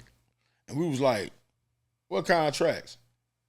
Hey, we ain't got no contracts. It was like, you don't have a contract? You guys are selling all these independent units and you don't have contracts with your producers? No contracts between each other? No contracts? No, you don't have nothing? It was like, nah. It's like, what? It was like, well, how is this going to work? We have to have agreements. No agreements for that album? You guys did 22 songs with this guy and don't have any agreement? Oh, man, he just want 10 grand. That's all he wanted. He said he just wanted, because Sam was saying it. All I want is 10 grand. You know what I'm saying? Feed my kids. I said, man, just give me a motherfucking standard contract to say this man get $100,000 at 3 points, man. I'm going to have him sign it. I'm going to go back to St. Louis. He going to sign it because the man only said he wanted 10 grand. Okay. And so the lawyer and 100 G's is 10 times that. Exactly. So the lawyer was like, all right, but it's not going to work. He's not going to sign it. I was like, man, why you say that, man? It's my dog. He going to sign it. And the lawyer was like, he's not going to, we've been going through this for years, man. it's not gonna work. We'll draw it up. They drew up the contract. I went back to St. Louis. They was right. That nigga would not sign it. I went to his house. I was like, dog, here go the contract. We talking about Shams wouldn't sign it? Okay. I was like, man, it's $100,000 and 3 points. You know what I'm saying? Now, this contract was like this. It was like 4 or 5 pages. My contract was a telephone book. I signed my goddamn telephone book without looking at that motherfucker. That motherfucker contract could have said, you got to suck every white man dick in motherfucking Hollywood. I don't give a fuck. I signed the motherfucker. You know what I'm saying? Because they going to have to kill me before before that happen. I don't give a fuck what the motherfuckers say. I just know that I'm a nigga and they can look at my bank account and see it ain't shit in that motherfucker. The fuck I'm going to just up here and try to have a voice funny, for? But that's funny. The fuck kind of voice I'm going to have for? They can look at my bank account and see there's nothing in there. And I'm trying to negotiate with somebody. You see what I'm saying? That's how I was looking at it. So what I did was I said, put a clause in my contract that says I can negotiate out to 500 units. That's all I want. As long as y'all put that in there, I'll sign whatever in there. That motherfucker say I got to wear a clown mask for the next 10 years while I take a bath with my thumb in my ass or something. It could say that in there. But guess what? I'm signing the motherfucker as long as he got that clause in there that I can renegotiate this whole contract after I sell 500,000 units. Right. I made sure that was in there and I signed it because I look at it like this. Even as a young nigga, I was young as fuck. I was smart, man. I'm a hustler, bro. I'm like, dude, I don't have no leverage. Just because I sold 100,000 units, man, I really looked at it like I didn't have no leverage like that with these motherfuckers. You sold 100,000 independently? Independently. Okay. But I ain't had no money in the bank like that. I ain't had no bank accounts with bread in it. You know what I'm saying? Like, right. Nigga, they don't give a fuck about that shit, dog. I ain't sitting up here balling like that. Like, what's 100,000 to them? You know what I'm saying? These motherfuckers got billions of dollars. Yeah. This the way they coming at me. They not coming at me with no label deal like I'm Master P. I'm not able to negotiate that right now with these motherfuckers. I'm not Master P. I'm not the negotiator. Right. You know what I'm saying? We got other people doing that for us. And then Chaos is the motherfucker that everybody was listening to back then. Because he on the radio. Because he on the radio. Got one of the hottest radio shows in the city. Right, so all I could do is make little moves that I can make. I went in a position to negotiate for Hella Thorough Entertainment. Right. So I just said, just put a clause in there. You know what I'm saying? That I can goddamn renegotiate after 500,000. That's what my contract is say. I don't know what Chaos contract, you know. So Chaos signed it, I signed it. Chaos didn't want to sign it. I don't know. I signed it. Sham didn't want to sign, and I was like, motherfucker, you finna sign this motherfucker, man. You know what I'm saying? So he did sign. I don't want to go back to this because that's my nigga. Sham, my dude. You know what I'm saying? I love that nigga. That's my dog. But he signed the contract, and a week later, a lawyer named Jay Quartrini called me and said, my client signed that out of duress, and we have to renegotiate everything. And when that lawyer said that, that's when the label said, we have to shelf y'all. Yeah. Because we don't have agreements in place. Y'all, we can't even move forward with nothing until contracts are signed and finalized. Okay. That's why the motherfuckers, and they say y'all can leave and or try to get a deal. Or we can pay y'all the rest, and y'all can just pay y'all the rest of it, and y'all can just sit and earn everything out. I wanted to stay. They wanted to leave. And when they left, nobody, we was trying to call Sylvia Rowan them, they was hanging up. Everybody we called hung up. You know why? And I knew it. Because we took $100,000 and that video from them people, and we didn't have our shit right, and we left. Oh yeah, that's some bullshit. From a business standpoint, yeah. Who the fuck want to deal with you niggas? Fuck y'all niggas. Yeah, who want to deal with you niggas? Yeah, that was some nigger ass shit you niggas just did. Yeah. You took $200,000 from these people and then gonna lead them and try to get with somebody else. Advance on $100,000 video shoot, and they told you that they was gonna give you the other $275 and you to stay. If you go to another label, you're gonna have the same situation. Stupid motherfuckers. You're gonna have to sit until y'all get the fucking contracts together if you want another label. Yeah. You dumbass nigga. So I just want to know this just for me and my math. You know what I'm saying? We here at the Waynemart Experience is big on math, especially because my producer is great with numbers. So let's just say y'all would have got that 275. Let's say you weren't outvoted. And y'all would have got this 275. How many, would it have been just the 3? Or is it more people that y'all would have had to cut into that 275 that they was offering y'all to sit? No, it was me, Chaos, the investor, Chuma, and Sham. So it's 275 across 4 people. Yeah. All right, cool. Would that have been like an equal share? Because you said an investor, so I'd imagine they probably would have got a smidge more than y'all. Back then we was trying to be on some other shit like just me, Chaos, and something. But yeah, it should. My mind to minds right now, it would have been an equal share. Okay. I'm trying to think. Between three, that's like, if I got my math correct, that's like 83 and some change thousand. Yeah, it's a couple Between dollars. Three. That's a couple dollars, man. Yeah, man. You know what I'm talking about? That's a few bucks. You know what I'm talking about? But you know, with that being said, man, you know, I just want to make sure I clarify that I got love for everybody in this city, man. I got love for Chaos, Nelly, them, all these niggas, man. I don't want y'all to get it twisted, man. I got love for all you niggas. I want to do music with all you niggas. You know what I'm saying? Hit me up. You know what I'm saying? Y'all want to collab on any type of thing, any type of situation, man. We the bosses of the city, man, on the low, man. You know what I'm saying? It ain't on the low no more because now you know. Shit, man. We really them guys, man. We really got some big shit going on. I got Max Shooter 49. You know what I'm saying? This nigga he just got on a new Tory Lanez project. That nigga Tory Lanez finna drop an album from prison right now. This nigga been on everybody's shit. This nigga did the Migos, the goddamn Kevin Gates, motherfucking Lil Babies, nigga, the Baby, Nardo Wick. Man, look up Max Shooter 49, man. That's my motherfucking godson. And he's the truth, the hottest young producer in the game right now. He from St. Louis, about like the new Metro Boomin. And he produced all my new shit that's about to drop. I got a song for my nigga Cuffy. You know Cuffy about to come home. That's my nigga. If y'all know who Cuff is, I know. I was locked up with him. This ain't no Hollywood bullshit, nigga. I was in the joint with my nigga, you know, and did a little time. You know, we shared the same cell. Did a little time when I had the privilege to even be in that man's presence. And he's one of the smartest niggas I ever met in my life. You know, I got a song called Cuffy.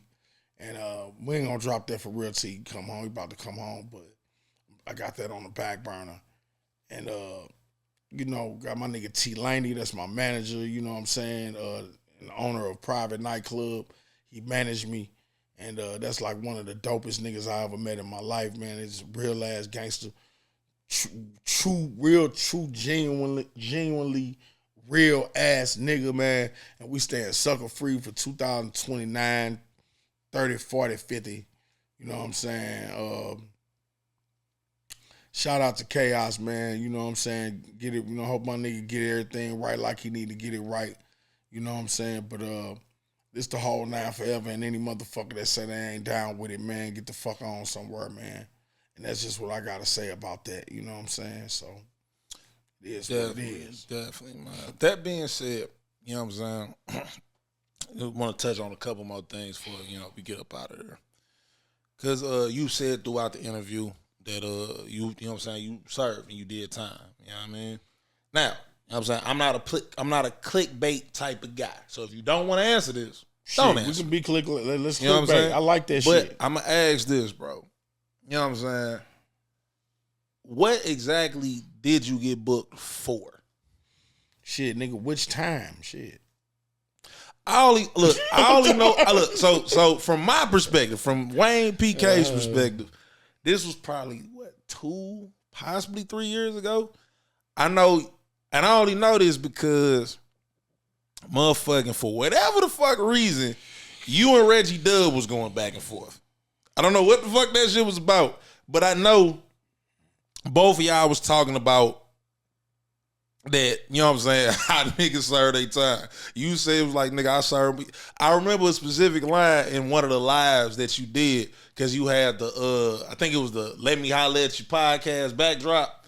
And you was like, nigga, I served my time like a G. Nigga, you was like, nigga, you was in jail serving time, braiding niggas' hair and shit. I remember thinking that shit was funny. I also thought it was funny because it was on Thanksgiving. That's also the thing that I remember. But yeah, that's what I was like. Damn, these niggas is going at it on. I don't even know bro like that. You know what I'm saying? But you know, from I had this thing about that I put up about Sexy Red with the ski and shout out to Sexy Red, man. Okay. I be hating Salute to Sexy Red. I hate how motherfuckers be saying she ugly, dog. That motherfucker sexy as a motherfucker to me, dog. That's a sexy ass motherfucking girl to me. I don't give a fuck. She might be ratchet as a motherfucker, but god damn, boy, that little motherfucker, boy. I guess I'm nasty to y'all, huh? I'm just a nasty nigga, huh? I'm fucked up. I'm a fucked up head. Nigga, you grown and she grown. I'm fucked up in the head. That motherfucker just do a lot to me. Like I guess I'm crazy, y'all. No, not really. Because I mean, sexy, you from the north sexy side. Sexy ass motherfucker. I'm from the north side, and the north side is a rather grimy place. So it's like, you know what I'm saying? That motherfucker is. You know what I'm saying? She got the right name. I'll tell you that motherfucker much. You know what I'm saying? Salute to Sexy Red. Yeah, shit. I don't give a fuck.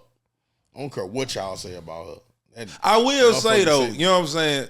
I will say this though. When motherfuckers, like, granted, I didn't agree.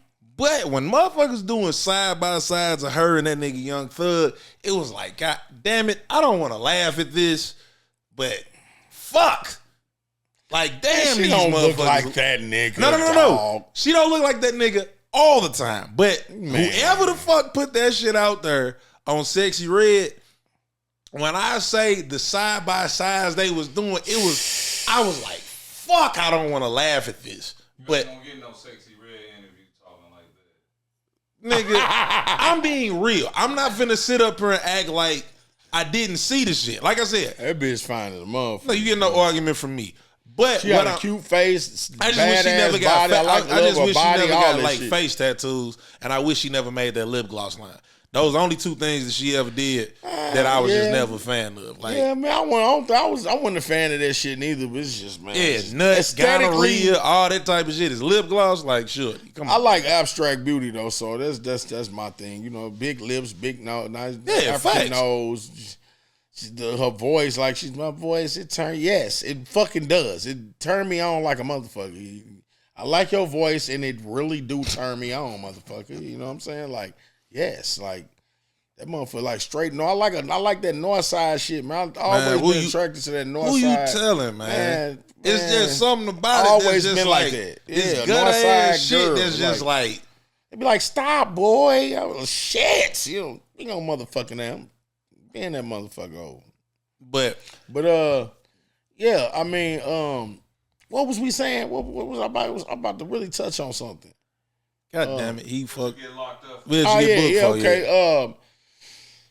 I got locked up for some bullshit, like some straight dumb ass shit. Like I always get locked up for like victim of circumstance ass, stupid ass shit. Like it's like my life is a spiritual journey, and I always end up figuring out that I should have got locked up for it, and it was something in there that I needed to see, and it's crazy every time, bro. Like I got locked up in 14.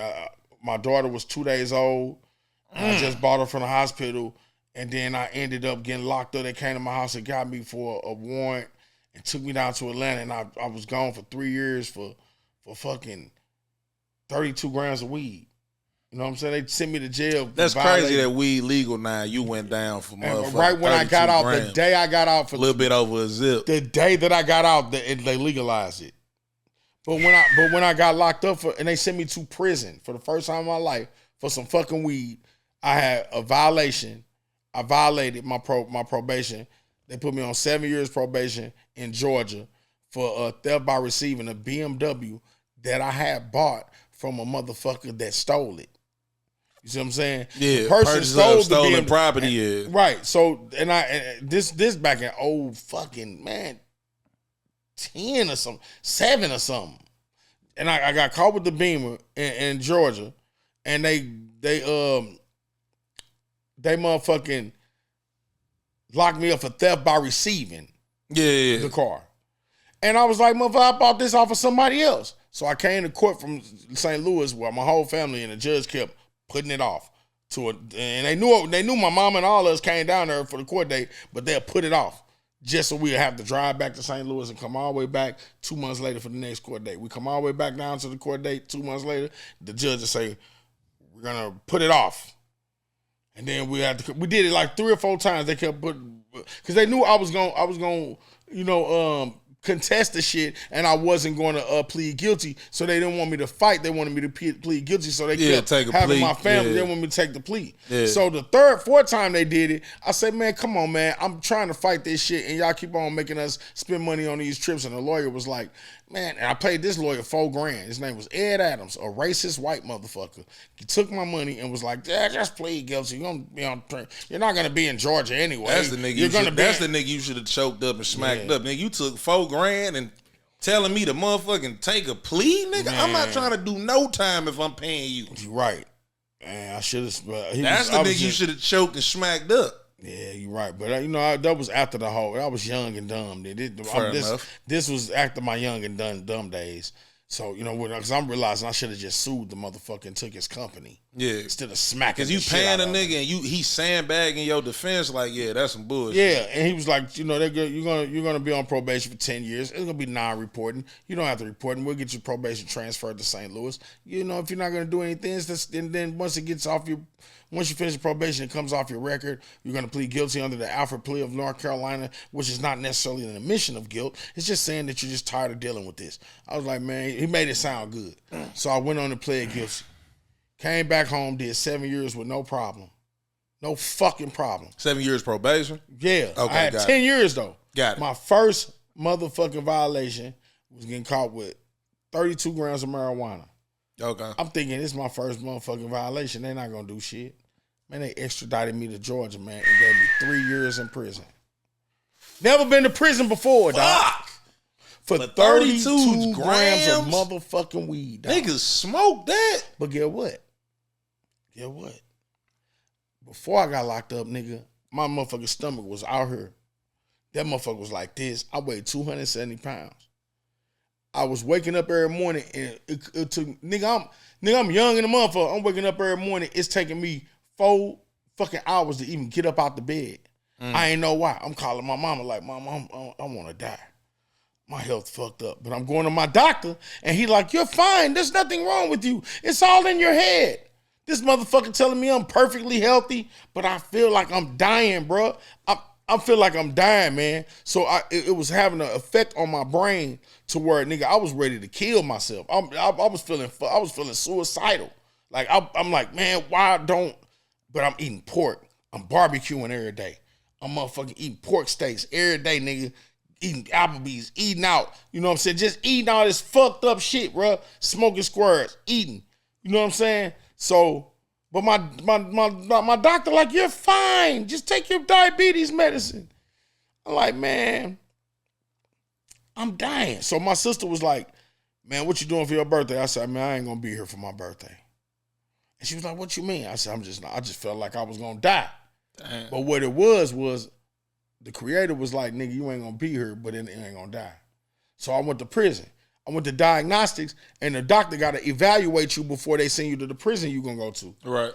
Nigga, now keep in mind, when that nigga gave me 3 years, dog, I couldn't believe this shit, bro. Because you think you got 32 grams, you thinking like, this ain't finna be shit. Like, yeah, this ain't finna be shit. Yeah. So imagine that, bro. This motherfucker, somebody, you finna be gone in Georgia for 3 years. You ain't even, you ain't finna be in your home state. Yeah, you going with back. These niggas in Georgia, dog. Yeah. So motherfucking, they sent me to Rogers State Prison, but before they did that, they sent me to diagnostics. And the doctor told me, she was Chinese. I'll never forget, she said, you're about to die. Man, I said, what? She said, you're about to die. I said, thank you. Man, I started crying like a motherfucker. She said, thank you. What do you mean? I said, my doctor kept telling me I was fine. She was like, no, you're close to death. You're close to death. Man, from that day on, nigga, I started motherfucking working out. Now, keep in mind, I just got my ass whooped by this little nigga. This young nigga beat the shit out of me. Look. This in prison. Look. I don't want to laugh at that, but for real. He was a young ass nigga, and like the young nigga beat the shit out of me, man. I'm just giving you the condensed version. Put it like this: a young nigga was jealous because I was just blood from St. Louis. I was hard, you know what I'm saying? I was a gangster, and everybody was listening to me. Now at first they wasn't, right? But man, I could tell you a long ass story about this shit, man. At first, when nobody listened to me, the goddamn doctor told me that I was about to die. Right. Nobody was listening to me, but niggas wasn't fucking with me. Them Georgia niggas wasn't fucking with me. They sent me to Jackson State Prison for diagnostics. And I was coming in that motherfucker. I gotta get a crazy check. So I came up in that motherfucker on a disability, Social Security disability type thing, to where when you got mental problems, they put you in a cell by yourself. Right. So I had a cell by myself in a crowded prison where niggas sleeping on top of each other. But if you got a mental problem, you can't have no cellie. Right. So I'm in this motherfucker. Everybody that had a cell by themselves, all the inmates thinking this nigga's extra crazy. You see what I'm saying? They want to because niggas sleeping on top of each other. So I'm in this motherfucker, man, and this little dude beat me up because I don't want to just say a nigga beat my ass like that without giving you the backstory. It's a lot to it. But in your interview, you more than welcome to elaborate on it. When I first got with the prison, they put me in a disciple dorm. Okay. I told the disciples that I used to be a blood. Okay. In regular conversation. The next day, 20, 30 bloods surrounded me and said, nigga, you used to be a blood. We're going to kill you if you don't prove that you was a blood within the next 48 hours. You got to call somebody to prove you was a motherfucking blood or we going to kill you. They whipped all their motherfucking knives out and stood around me. And was like, boy, we going to kill you. We going to poke your ass up in here. You better not get on the door. That means check yourself out or we going to find you and kill you wherever you at in the prison system. I said, damn. So I went back to the disciples and was like, why y'all tell that nigga? Because I was just reading my Bible one night like, yeah, I used to be a blood in St. Louis back in the day. I'm a grown man. Nah, I ain't with the shit. They was like, oh, yeah. Motherfuckers told the bloods. You see what I'm saying? I'm just telling you niggas in regular conversation. So the bloods came and did that. I called a motherfucker and tell him, hey, dog, I'm at the, no, I called him up. No, I ain't called nobody. I motherfucking, was telling the niggas in the disciple room that was fucked up, that they told the bloods who I was and why. I'm asking them why they do that. And they was like, man, if them your brothers, we be warring with them niggas, man. You supposed to be over there with them because we could kill your ass. Because, nigga, anybody that's a blood can't be in this motherfucking room. Right. I'm like, damn, where I'm from, bloods beef with Crips, not disciples. Right. They're like, yeah, well, it's different. It's Georgia, and they don't know where the fuck you need to goddamn go over there with them. Right. I'm like, man, but I ain't no blood. We don't give a fuck. You know what I'm saying? So I go over there and get their phone because they told me if we catch you on the motherfucking prison, free phone, the phone that you can use it, we're going to kill you. You better come use our phone from here on out. So I go in there. I was going to let them niggas kill me because I'm like, man, these bitch ass niggas telling me what to do. I guess it's my time to die. You know what I'm saying? Bitch ass nigga. But I went over there. I said, give me the phone. I called my nigga Starburst. I say, Starburst. I say, Chuma. I say, man, look, dog, I'm finna ask you some questions. Just answer them and don't ask me why I'm asking you these questions. Right. He was like, all right. I said, what happened to this nigga? He said, he dead. What happened to Lil He dead. What happened to this blood? He dead. What happened to this nigga? He dead. What happened to this nigga? He dead. What happened to this nigga? He dead. Just naming all different kind of bloods that we knew that was dead. Right. From St. Louis that we came up and we knew that they was dead. I ain't gonna say the names, but you know what I'm saying? What happened to this nigga? He dead. What did he have on in his casket? I'm asking little questions. You know what I'm saying? He had on a red flannel with some red chucks and a red snakeskin belt with a red rag on his head with some lokes on, nigga. That's what he had on in his casket. Yeah, nigga. Them niggas, all them niggas listening. Right. You know what I'm saying? All the bloods that had the knives, they listening. They eyes getting big like this nigga a real gangster. You know what I'm saying? Right. Cause y'all niggas start banging with Lil Wayne, nigga. You know what I'm saying? Let me stop you right there. I'm so happy you said that, bro. Cause in my generation, so many niggas start rocking, throwing up bees and throwing on red rags and shit. And growing out dreads because of fucking Lil Wayne, bro. Yeah. I'm so glad you said that. They start banging with Wayne. You know what I'm saying? So they don't have no dead homies. You know, y'all around here doing this shit. I mean, I ain't saying y'all ain't niggas banging blood because red they favorite color. But here the thing is, if they'll kill over it, it's real. Flat out. That's how I look at it. I don't give a fuck. If you would kill me over it, it's real. You know what I'm saying? You get no argument from me on that. I ain't finna take that away from you. You could have been a bitch ass nigga for motherfucking nigga all your life, nigga. Yeah. On the day you decide, like, hey, I'm gonna drop you over this. Hey, you really a killer, my nigga. Right. You got it becomes real at that point. So, facts. But the facts remain. Y'all start banging with Wayne, man. So when y'all hear me talk about my dead homies, I knew which way to approach that because I knew they didn't have no dead homies. Right. You see what I'm saying? And y'all ain't been doing it long enough to have lots of dead homies. Y'all ain't been in front of that casket with red on, nigga. I have. Right. You know what I'm saying? But your homeboy got killed by a motherfucking crib. You don't know nothing about that, bro. Right. And so by me actually experiencing that, they took the phone from me and it was like, we gonna take care of your homeboy, my nigga. You know what I'm talking about? We gonna take care of him, blood. You know what I'm saying? They hung up with my boy. They gave me a bottom bunk. They were like, that's your bottom bunk. You get 2 lockers. Gave me 2 lockers, and from there it was on. Now I said that to say this. One of them niggas didn't like that. A little young nigga. Fuck that nigga. Fuck, I don't give a fuck about him being there. He just kept trying to go against the grain. Right. They asking me questions about St. Louis and how we banged and all this and all that. I'm talking now. I got niggas sitting around me, gathering around me, listen to my game, listen to my stories that I don't like to tell. I'm mad now. I got to be a blood OG. I'm madder than a motherfucker. This motherfucker. You hear me? Yeah. I'm mad as a motherfucker. Now I got to I'm throwing up signs again. Shit that I ain't did in fucking years, dog. You got the fuck away from that. They're like, do it again. They couldn't stack because if they was G-Shine, they had East Coast gangs. G-Shine, Sex Money Murder, and fucking Sex Money Murder Bloods. I'm like, what the fuck is that? Yeah, that's a wild ass name. That sounds like some shit off a movie. Yeah, because where we from, your blood gang come with a set or a place. Yeah, you know what I'm saying? They come with your hood, like Billy Badass, BBA, all that shit was in there. And so I'm like, and it was all mixed in together. But if they threw up a sign, they threw up their sign, and that they claimed, then that's it. And all them niggas was fighting each other. Bloods fighting each other. It was weird. And I'm like, where I'm from is one blood, one slug, man. You know what I'm saying? It's one blood, one slug. You know what I'm saying? We all together. We don't bang. We don't fight. You know, we don't fight each other. And they was like, do that again. How you throw up a lot of blood signs at once, stacking. They didn't know how to do that. And they was amazed. They was, oh, wow, he knows all the bloods. I'm like, get your country. That shit was pissing me off to have to even be in that, but I had to do it to get by. So one of the little niggas was hating. I said, nigga, we can go over to QB gloves and goddamn, get in the gloves if you want to, you know what I'm saying? Nigga, I'm thinking I can still fight. I'm fatter than a motherfucker. Keep it, keep it. 275, 275 niggas big, man, slow. that little nigga thrashed my ass. Look, I went dog, I went to motherfucking, listen. We went over there to this nigga QB, man. This is a white boy. This nigga named Sean Quackenbush, bro. Right. We go over to this nigga, and this nigga like a little white Mayweather. He act like he got the swag of a nigga.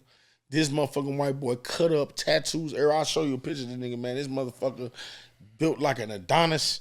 This motherfucker could fight like Bruce Lee, Muhammad Ali, all the motherfuckers. This motherfucker been locked up 20 years. This motherfucker been in there since 96. Damn. And this motherfucker in there wearing all his jewelry, fresh as a motherfucker. Ain't nobody saying shit to this white boy. Got the swag of a whole nigga. Only thing about him white is his skin, bro. But this motherfucker wish up with it. You know what I'm saying? Motherfucker hard to motherfucker. Right. You hear me? You say, y'all use my gloves to fight. I don't know what y'all situation is, but y'all, whoever get blood on my gloves got to clean the blood off.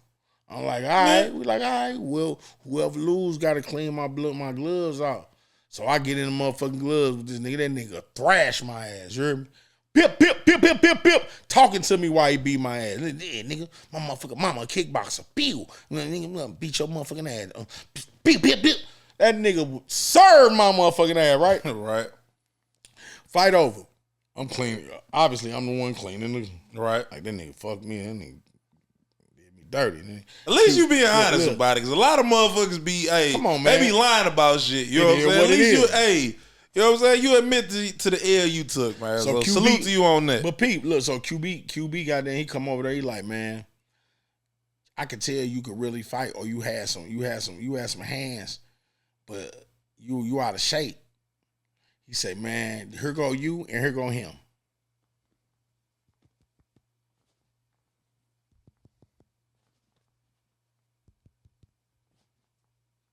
you didn't even move.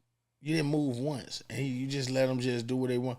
He said, man, you need to, I could tell you hit real hard because when you did throw, you got some power. You threw the punch, they weren't connecting. But man, I'm going to teach you how to fight because I don't like your brother. He be around here taking, because all the Bloods called each other brothers. Right, I don't like your brother. He be around here robbing old folks, taking stuff from old people. And I don't like that, man. Yeah, he a bully. He picking easy victims and shit. He said, I'm gonna teach you how to beat his motherfucking ass. He said, you wake up tomorrow morning and you come over here, I'm gonna tap your bunk like this. I'm gonna tap your bunk. And when I tap your bunk, you get up and follow me. Don't brush your teeth, nothing, you don't do nothing, you just follow me. I said, all right. Man, that nigga got to tap my bunk next morning, got me up. Did hatha yoga with me for the 2 weeks. Every morning he'd tap on my bunker and taught me hatha yoga. Right. I'm doing these yoga positions for 2 weeks. Next 2 weeks he taught me balancing in position. When he started teaching me balancing position, he said, people gonna try to join this class because everybody know that I'm a star in the prison system for how I fight.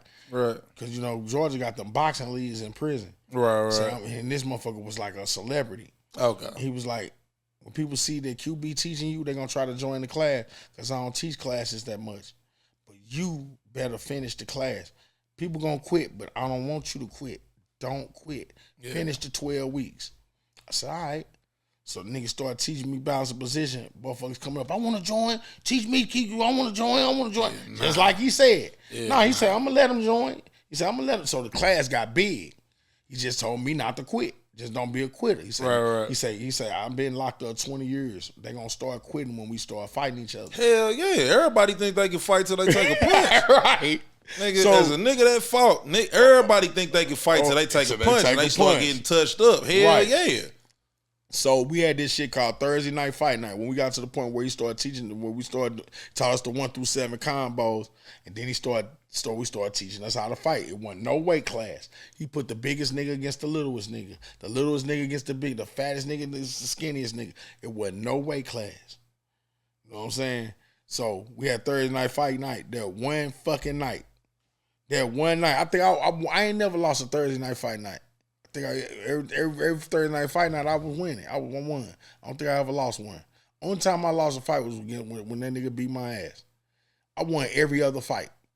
So that nigga QB, after the first Thursday night fight night, all them niggas was coming up to me like, man, you gonna keep on letting that white boy watch us beat each other up like that? Yeah. And I quit. Niggas kept coming up to me.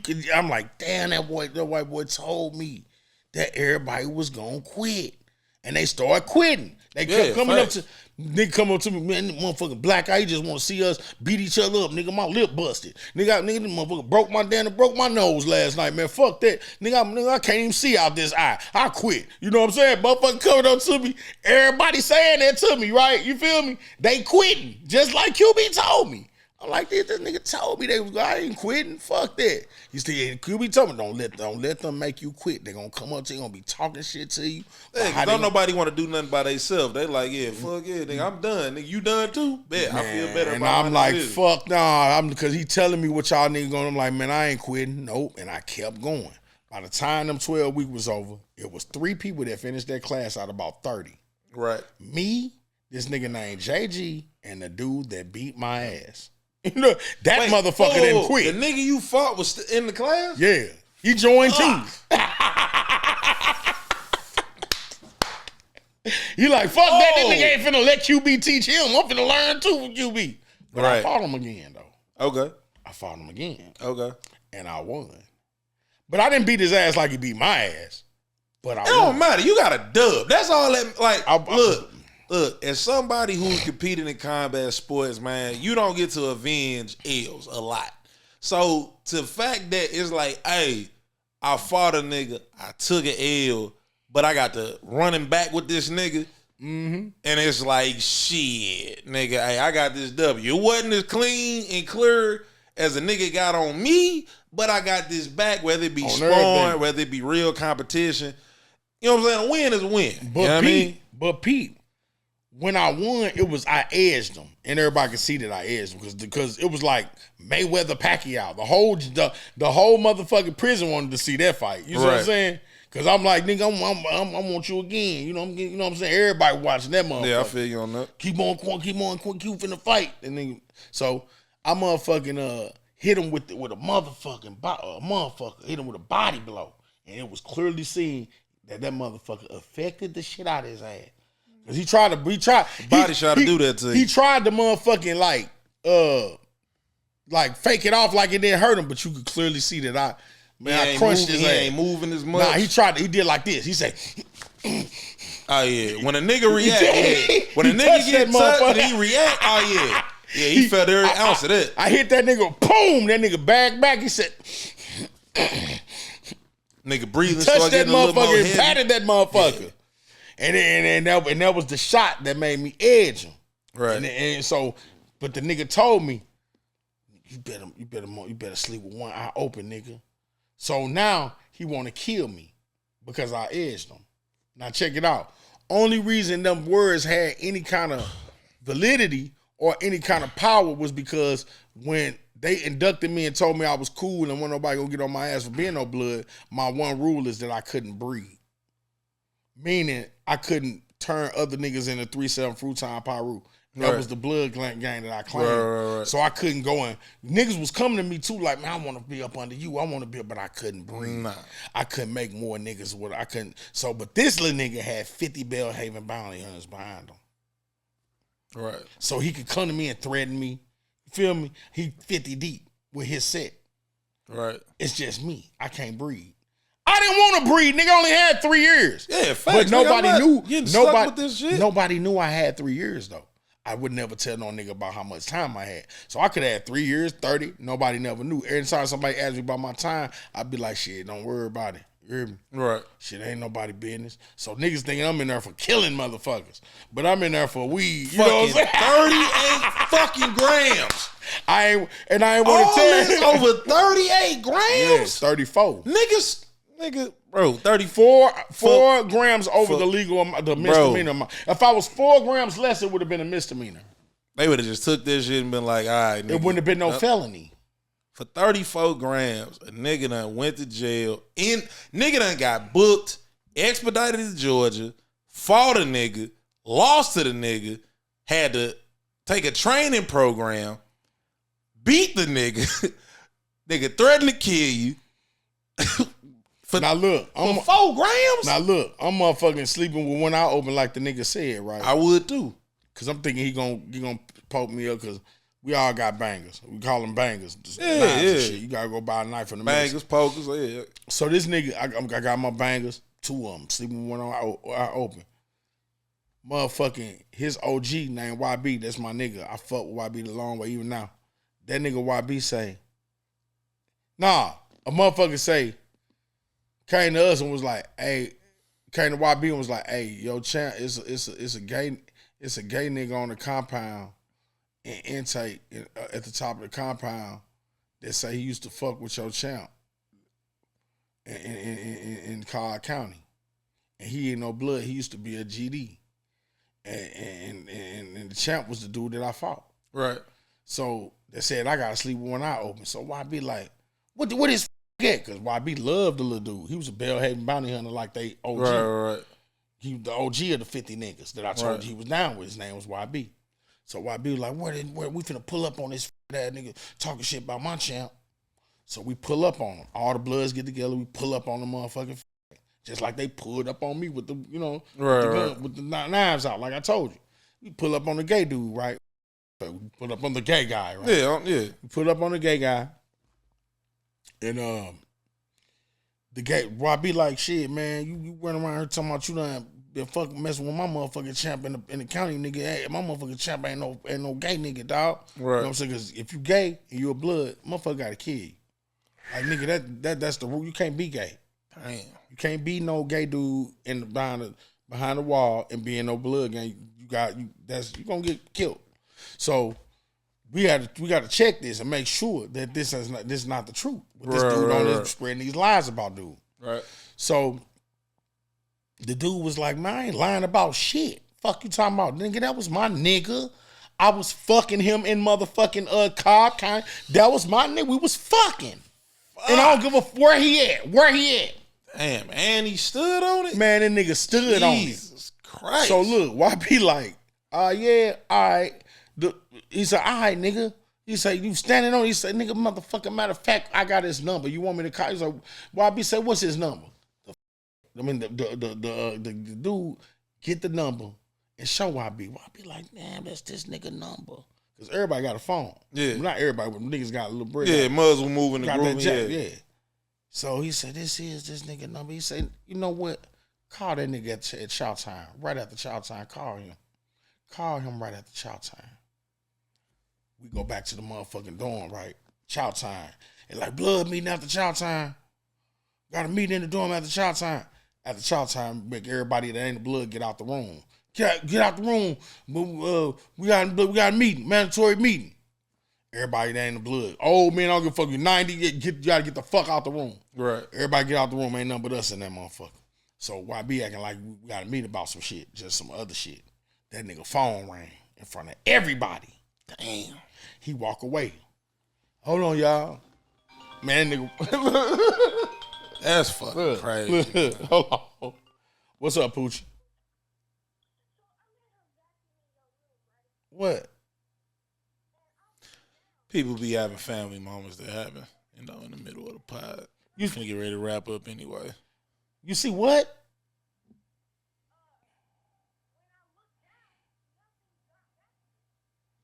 Hey, I got it. I'm in the middle of the interview. I'll call you right back. Just pick it up. I'm sorry about that. So Let's go. So what was I at? His phone rang in the middle of the meeting. Yeah. So look, his phone ring, right? He walks away. He like, hold on, y'all. Walk away. That nigga YB said. That nigga YB said, give me that motherfucking phone, nigga. It was the dude. Right. On the phone. So YB tells Lil Dog, he say, you get on the motherfucking door. Get the fuck out of here. Check yourself out. Get on the door, man. Check yourself out the dorm. Tell the police that you got, some problems with people in there. Cause if you can get up out of there. Get up out of there. Yeah. You better not come out that motherfucking hole the rest of your bed, or we gonna kill you. But my point for saying all of that is, remember, this nigga told me I'm looking for this nigga to kill me. I'm sleeping when I open every night for this nigga, and that ended up happening to him. No weapon formed against me has ever prospered in this world. I needed to go to jail to see that. You feel me? Right. It's a couple other stories I got, you know what I'm saying, that I could, man, a lot of other shit, dog. That's the way my life has been. I wish we had the time. That's the way to talk about we it. But we don't. And I gotta go. But I'm saying, that's the way my whole life has been, brother. You know what I'm saying? So I said all that to say this, man. Anybody that got something to say about me, or anybody that got some ill words about me, bro, you know what I'm saying? They a fuck nigga. They a fuck nigga, dog. Cause all I do is help motherfuckers, man. I get a nigga the shirt off my goddamn back. And Chaos know that. Everybody that know me know that, man. I would give a motherfucker the shirt off my back. And with that being said, thanks for having me, bro. Most definitely, man. I appreciate you. Let me get you out of here on this, though, man. Last joint for the pod, man. Get you out of here on this. Right, we're going to bring it back to the music situation, man. Despite the timeline that you painted out, you know what I'm saying, the legendary, and I do mean legendary, music that y'all have created for this city. There's not a 314 day without the whole nine. There's not a 314 anything without the whole nine. There are people in the world, whether they're aware of it or not, doing the mono or the chicken head or whatever version of this that they know. You know what I'm saying? Y'all, whether people are aware of it or not, have, you know what I'm saying, influenced a lot of shit. You know what I mean? I know skirt, that was how niggas called they geeks. You know what I'm saying? At the time when you creating it, it's like, nigga, this is just us doing it on the song. For years later to be, you know what I'm saying? Sexy Red, Ski, the female version of that, right? Cool. Right. Nigga. She even said that's the way we call the geeks. Yeah, and that's facts, right? And that's why I made the song. You know what I'm saying? We call the geeks. And it's just like, But it ain't ski, it's like I said. So she had to change it and couldn't say exactly what I said. She had to change it. Yeah, understandable. But what I'm saying is this, man. Is somebody who's been a part of the STL hip hop community low key since inception. You know what I'm saying? Do you feel like you get the credit that you deserve? And how do you feel about all these years later that y'all, you know what I'm saying, that despite what y'all did in the early, you know what I'm saying, in the 99 and the 2000, as Juvenile would say, that y'all legacy still lasts and hold today, whether people are aware of it or not, man? How does that make you feel? I think it's dope. I mean, I feel like we did exactly what we were supposed to do. You know what I'm saying? That's how I look at it, man. I made a contribution to the hip hop, and I feel like if I wouldn't have made that contribution to hip hop, it would sound totally different today. Facts. If there was no whole nine, hip hop wouldn't sound like it sound today. So that feel great. It'll sound totally different, which I'm not proud of the way hip hop sound today though. Right. So it's kind of like what you call bittersweet in a way. I get it. I'm not proud of the way it sound today. I mean, as a whole, I mean, not what's being promoted, but you still got like, you know, with the Kendricks and the Coles and stuff like that, you know, because like I ain't really big on like the lyrical aspect of it. I just think that's one aspect of hip hop, being facts. lyrical. People just be like, some people be like, what's your favorite top 5 artists or rappers in St. Louis? And I don't never be on that list. And I'd be like, that's funnier than a motherfucker. Like, man, can't no rapper in this motherfucking city out rap me, man. You know, niggas can't rap better than me, dog. But, you know, the way I feel about what the whole nine contributed, man, it's raw. I mean, I think we did. Nobody can have this position that I got.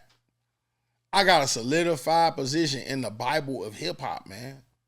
You know what I'm saying? Like, in that Bible, I have it. I have that position solidified. You know what I'm saying? And it feel good to me. I ain't one of them niggas like, man, it's supposed to happen this way, or we supposed to did this, or we supposed to did exactly what we did, man. You know what I'm saying? Yeah. That's just how I feel. It couldn't happen no better to me. You know what I'm saying? That's what's up, man. You humble about it. You touched on it. Let me get you out there on this for real, for real. You was talking about you don't make nobody top 5. What is Kemo's top 5 as far as STL hip hop go all time? Excluding myself? Nigga, it's your list. You can put yourself on it. It ain't like you wasn't cold, nigga. Shit, I'm down here telling you, nigga, I listen to Kemo. Nigga, I listen to the whole See, nine. Like I be telling people, man, it ain't nothing but it's only like 5 people just as famous as me in this city as far as music. So it ain't like it's New York. We don't even have 5 niggas that everybody know about, really. Yeah, do we? Disagree to disagree. If I name 5 niggas, it's gonna be like everybody. I mean, yeah, you're right. We don't have the abundance that New York, to even LA, do it. Texas, Atlanta would have. Yeah. But we definitely got a top 5, 100%. We like definitely who got a top though? 5. If you want mine personally, we talking all time STL. We not talking about individual people. Nelly up top, bar none. Nelly up top. Say what you want. Oh, I thought you was talking about like lyricists. No. I'm talking about all time STL. Kemo's top 5. Oh, You ain't talking about lyricists. Even though I went back and listened to groups, single, don't matter. Cause like JMC and Ronin made Nicki, right? Hold up, my bad. I don't mean to cut you off. JMC and Ronin made Nicki. That beat legendary around here. I love that song. But listening to it today, I can admit, bro, them verses wasn't that great. And the second nigga, I don't know if it's JMC or Ronin, that second nigga that rap, that verse was dog water. But it's still legendary because it was a part of that song. Because the second,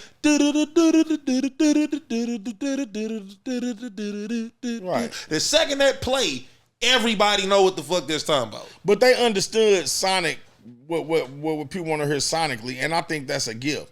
Yeah, like whoop, there it is. That's a gift to me, nigga. You it's guys a gift, but I'm just saying lyrically they wasn't talking about shit. That's why I'm not talking about lyricists. Right, but they knew what everybody would like, and it takes talent to know that. And I always said that a person that can touch a white girl, a 16-year-old white girl, and a nigga from the street, and an old white lady with the same song. You covered the board, That's a talent. That's a real talented motherfucker to me. Like, I am a sinner. Was probably gonna sin again. Lord, forgive me. Lord, forgive me. Things I don't understand. Sometimes I wanna be alone. Nigga, anybody gonna relate to that. Yeah. White girl, nigga from the hood, nigga. That's a talented motherfucker. Yeah. Bitch, don't kill my vibe. That shit raw. Yeah.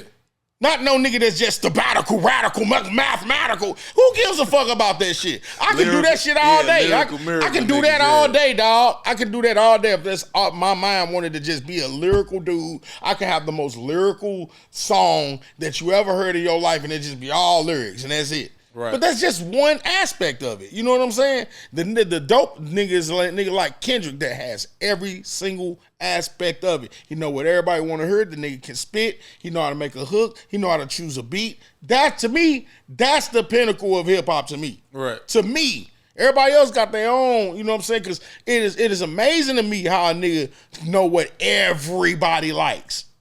You know what I'm saying? And you can produce that. You could provide that to them people. Like a Rick Ross, how that nigga know how to choose them dope ass beats. That shit is amazing to me. Just the fact that nigga know how to choose a raw beat is dope to me. Right. You see what I'm saying? So my top 5 to me is the whole. I mean, I don't even want to put if I'm gonna put myself, list, if I'm gonna put myself, if I can use myself, the whole 9 because whole 9. That's one. No. Nelly. Okay, you got Nelly. Went diamond, understandable.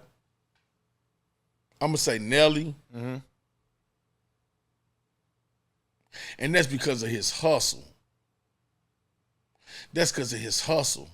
How that nigga went to New York and made that shit happen, right, for himself. You know what I'm saying? Right. And then it snowballed into what it became. You see what I'm saying? Then the whole 9. Nelly, whole 9. So that's 2.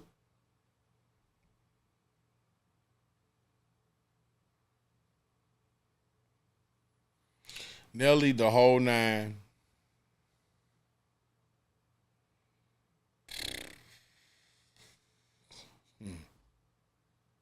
Silk Smooth.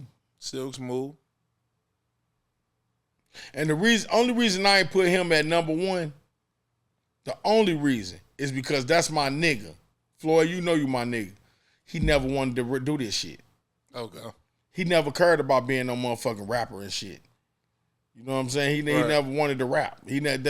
So if the shit ain't in your soul and your heart to do this shit, how the fuck I'm gonna put you at number 1? And you done told me this shit, nigga. You know what I'm saying? Like, I ain't no rapper. I ain't never want to be no rapper. You know what I'm saying?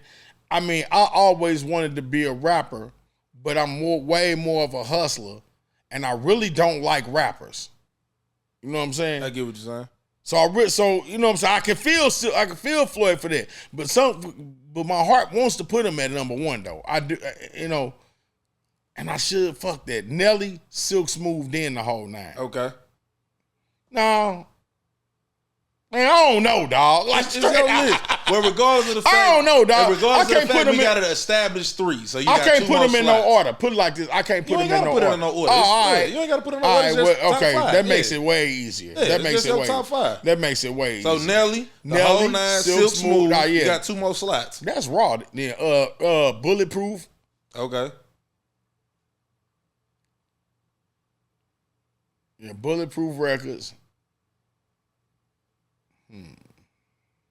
Got 1 more slot. All right, Smino. Young Smino. Great pick, actually. And Smino. Smino is the rawest nigga to ever come out of St. Louis. Now that's a hell of a statement. He the rawest nigga to ever come out of here. He the dopest nigga to ever come out of here. He one of the dopest artists, hip hop artists, nigga, period, to me. Like that nigga supposed to be everywhere and everybody's favorite. The thing is, he is everywhere, whether Mud's accepted or not. You know what I'm saying? He not a best kept secret because a lot of motherfuckers know about Smino, but not everybody hip to Smino. Even I myself, I've heard Smino records, and there's records of his that he's made that I like. But even I can admit I don't bump Smino all the time. But the shit I do, I am an avid fan of. Man, that nigga is incredibly talented. That he is. Incredibly. Like, can't nobody fuck with that nigga, dog. And the reason that you probably don't bump them songs is because he hasn't had those $1.3 million budgets. Mm-hmm. That's the reason. That's the only. If that nigga had them 1.3 million, the 500,000, $1.32 million budgets to promote them songs that nigga got, man, he'll be where all them niggas at. He just they haven't gave that nigga them budgets. Mm. That's all he missing. Ain't nobody believed in it enough to give him them. He ain't got them hedge funds opened up to his ass yet. Mm. And I'm talking about swag wise, dressing. That nigga be fly as a motherfucker. Man, that nigga raw. That nigga raw as hell. Like, niggas can't fuck with no goddamn Smino, bro. So, for recap, we got Nelly, we got Silk Smooth, we got the whole nine, we got Bulletproof Records, and we got Smino. That's a solid 5, man. But that being said, man, hey, you gave me this interview. I said up top, you could have been anywhere in the world, man. You came down here with me to have this interview here on the Waynemart Experience, man. I appreciate you, man. I appreciate all the people. You know what I'm saying? You know what I'm saying? People get older, and you hear people be like, you know what I'm saying? I'm trying to heal my childhood, man. It feels good that I can talk. I can literally sit down and have a conversation with the people that shaped my childhood, man. And nigga, Kemo did that, nigga. Skirt. Hey, Come yo. here, dirty. Let me holler at you. Before That was in regular rotation for me. Nigga, you know what I mean? Nigga, I gave my computer AIDS, nigga, on Kazaa and LimeWire, downloading that shit. Now, granted, I just admitted to stealing y'all music, but that's beside the point. Nigga, I listened to it. And I listened to it on the regular, nigga. So it's just feel good, man, that, you know, the people that was the movers and shakers, man, of my childhood, y'all, nigga, Corey Spinks, Mark McGuire, Nelly, the Lunatics, all y'all is like, bruh, I can say that, nigga, not only was this city popping and thriving, nigga, I caught it at the most influential time of childhood, bro, was my adolescence, bro. And now I'm able to have a conversation with y'all, man. So for everything you've done, everything you currently doing, and everything you will do in the future, man, I am truly, you know what I'm saying, grateful for it, man, because I got to be a part of it. And I like to say this, man, I appreciate you, man. And I like to say, man, say niggas' names, man. Like, this is entertainment, man. You know, the best thing you can do for a person is give them a shout out. Say their names, man. Like, that's why I don't mind saying Nelly. Man, shout out to Nelly, man. Salute to Nelly and the Ticks, man. I got a song called The King of St. Louis where I name all these niggas, man. Check out my song, King of St. Louis, where I make sure I say, niggas don't want to give their own people from their own city props. Shout out to DJ Chaos, man. You know what I'm saying? Salute Shout to the out, legend DJ you know, Chaos, old the boy silly and all that ass. shit. Like, man, get the fuck out of here, man. Give me my props, motherfucker. I'm cold. I'm that nigga, man. Like, stop it, man. I don't have absolute power. Any power could be taken away, but I am that guy, man. You know, like, stop it. You know what I'm saying? Shout out to Ali, man. That's my nigga. Shout out to Keywan. That's one of the realest niggas I done met. He one of my favorite. Salute to Keywan. Shout out to man. Murphy Lee, man. Dirty. Shout out to my nigga, what's that nigga name? My nigga T Love. I just kicked it with him a couple months ago, man. We chilled out and kicked that Deja Vu together. T Love, what's up, my nigga? You know what I'm saying? Shout out to my nigga T Laney. You know what I'm saying? Like, dog, like, you know what I mean? Get off of this bullshit, y'all. You know, time is short, man. You know what I'm saying? We need to motherfucking come together. Shout out to that nigga Smino. I love to do a song with that nigga. Salute to Smino, You know, Vet, and Red, man. Y'all pushing Big the Boss, wave, Vet, man. Sexy Red, man. Like, nigga, shout out to all y'all, man. I love y'all, man. We need to put this real St. Louis shit together and show each other the love that we need to show each other, man. Cause, you know, we ain't got that much time on this motherfucking planet, man. Let's go and make this shit happen, man. You know what I'm saying? I mean, come fuck with me, man. Kemo Vee, Instagram. You know what I'm saying? KEMO _VEE_ on Instagram. Kemo Vee on Facebook. Kemo Vee on Kemo Vee just the V, Kemo Vee _ on TikTok. You know what I'm saying? Just put Kemo Vee in a Kemo Vee YouTube, all that shit Kemo Vee. You know what I'm saying? Fuck with me, man. You know what I'm talking about? And I'm fucking with you, man. Yeah. Hey, man, I can't close it out no better than that, man. That being said, the man on my right, the legend, the one, the only Kemo Vee from the whole nine, the man behind the camera, the legend, street status. And quit saying that motherfuckers ain't doing shit to help motherfuckers. That niggas like Nelly, that nigga helped this city a lot by selling 10 million motherfucking records. I wouldn't be here right now if that man ain't do what he did. You know what I'm saying? Nigga, that's all he needed to do, goddamn. Nobody give a fuck about. I ain't hearing shit about Nelly, bro. Yeah. Hey, your favorite rapper didn't go diamond, my nigga. Right. Nelly right here from the crib went diamond, my boy. I ain't hearing shit you talking about, He did help somebody from her. He helped Murphy Lee, motherfucker. He helped Ali. He helped his homeboys, nigga. And I'm tired of niggas trying to make it seem like another nigga supposed to take you to a label and do a press run with your ass. Nigga, you ain't that good. The fuck you mean? Your shit ain't that John Blaze for no nigga to get you and take you from city to city and sit you next to him, put you on a Breakfast Club, and then take your ass to Ebro and sit there next to you while you on Ebro. Nigga, he got 3, 4, 5 cousins ahead of you that he's again, man. But Kemo, like I said, bro, you was touching on the whole thing about, you know what I'm saying? Hey, salute to the nigga Nelly. He ain't hate on nobody, all that type of shit. Due to technical difficulties, you ain't trying to change it, man. But like I said up top, I appreciate you coming down, man. I'm a historian of my city. You know what I'm saying? I'm from the north side myself, man. From Bissell and Blair all the way to motherfucking Labby and Cora, man. I'm a STL historian, man. I'm glad you was able to come down here and, you know what I'm saying, we can get our story out about our city to the world, because whether people are aware of it or not, St. Louis has influenced a lot, man. So I truly appreciate it, Kemo, man. And that being said, man, that's been another episode of the Waynemart Experience, man. I am your host, the one, the only, almighty PK Wayne Phillips, man. The man on my right, the legendary. You know what I'm saying? He's not one half of the whole nine, but it's a lot of people in the whole nine. The legendary Kemo Vee of the whole nine. Oh, yeah, shout out to my nigga Jule, too. Shout out to Jule. Salute to Jule and D-Mac, man. Legends of the city and hip, man. And B-Magic. And hey, Verb. Yeah, Verb. That's my nigga. Yeah, I'm tripping. I ain't saying about my nigga Verb. Yeah, Verb, B-Magic, Jew. My niggas, yeah.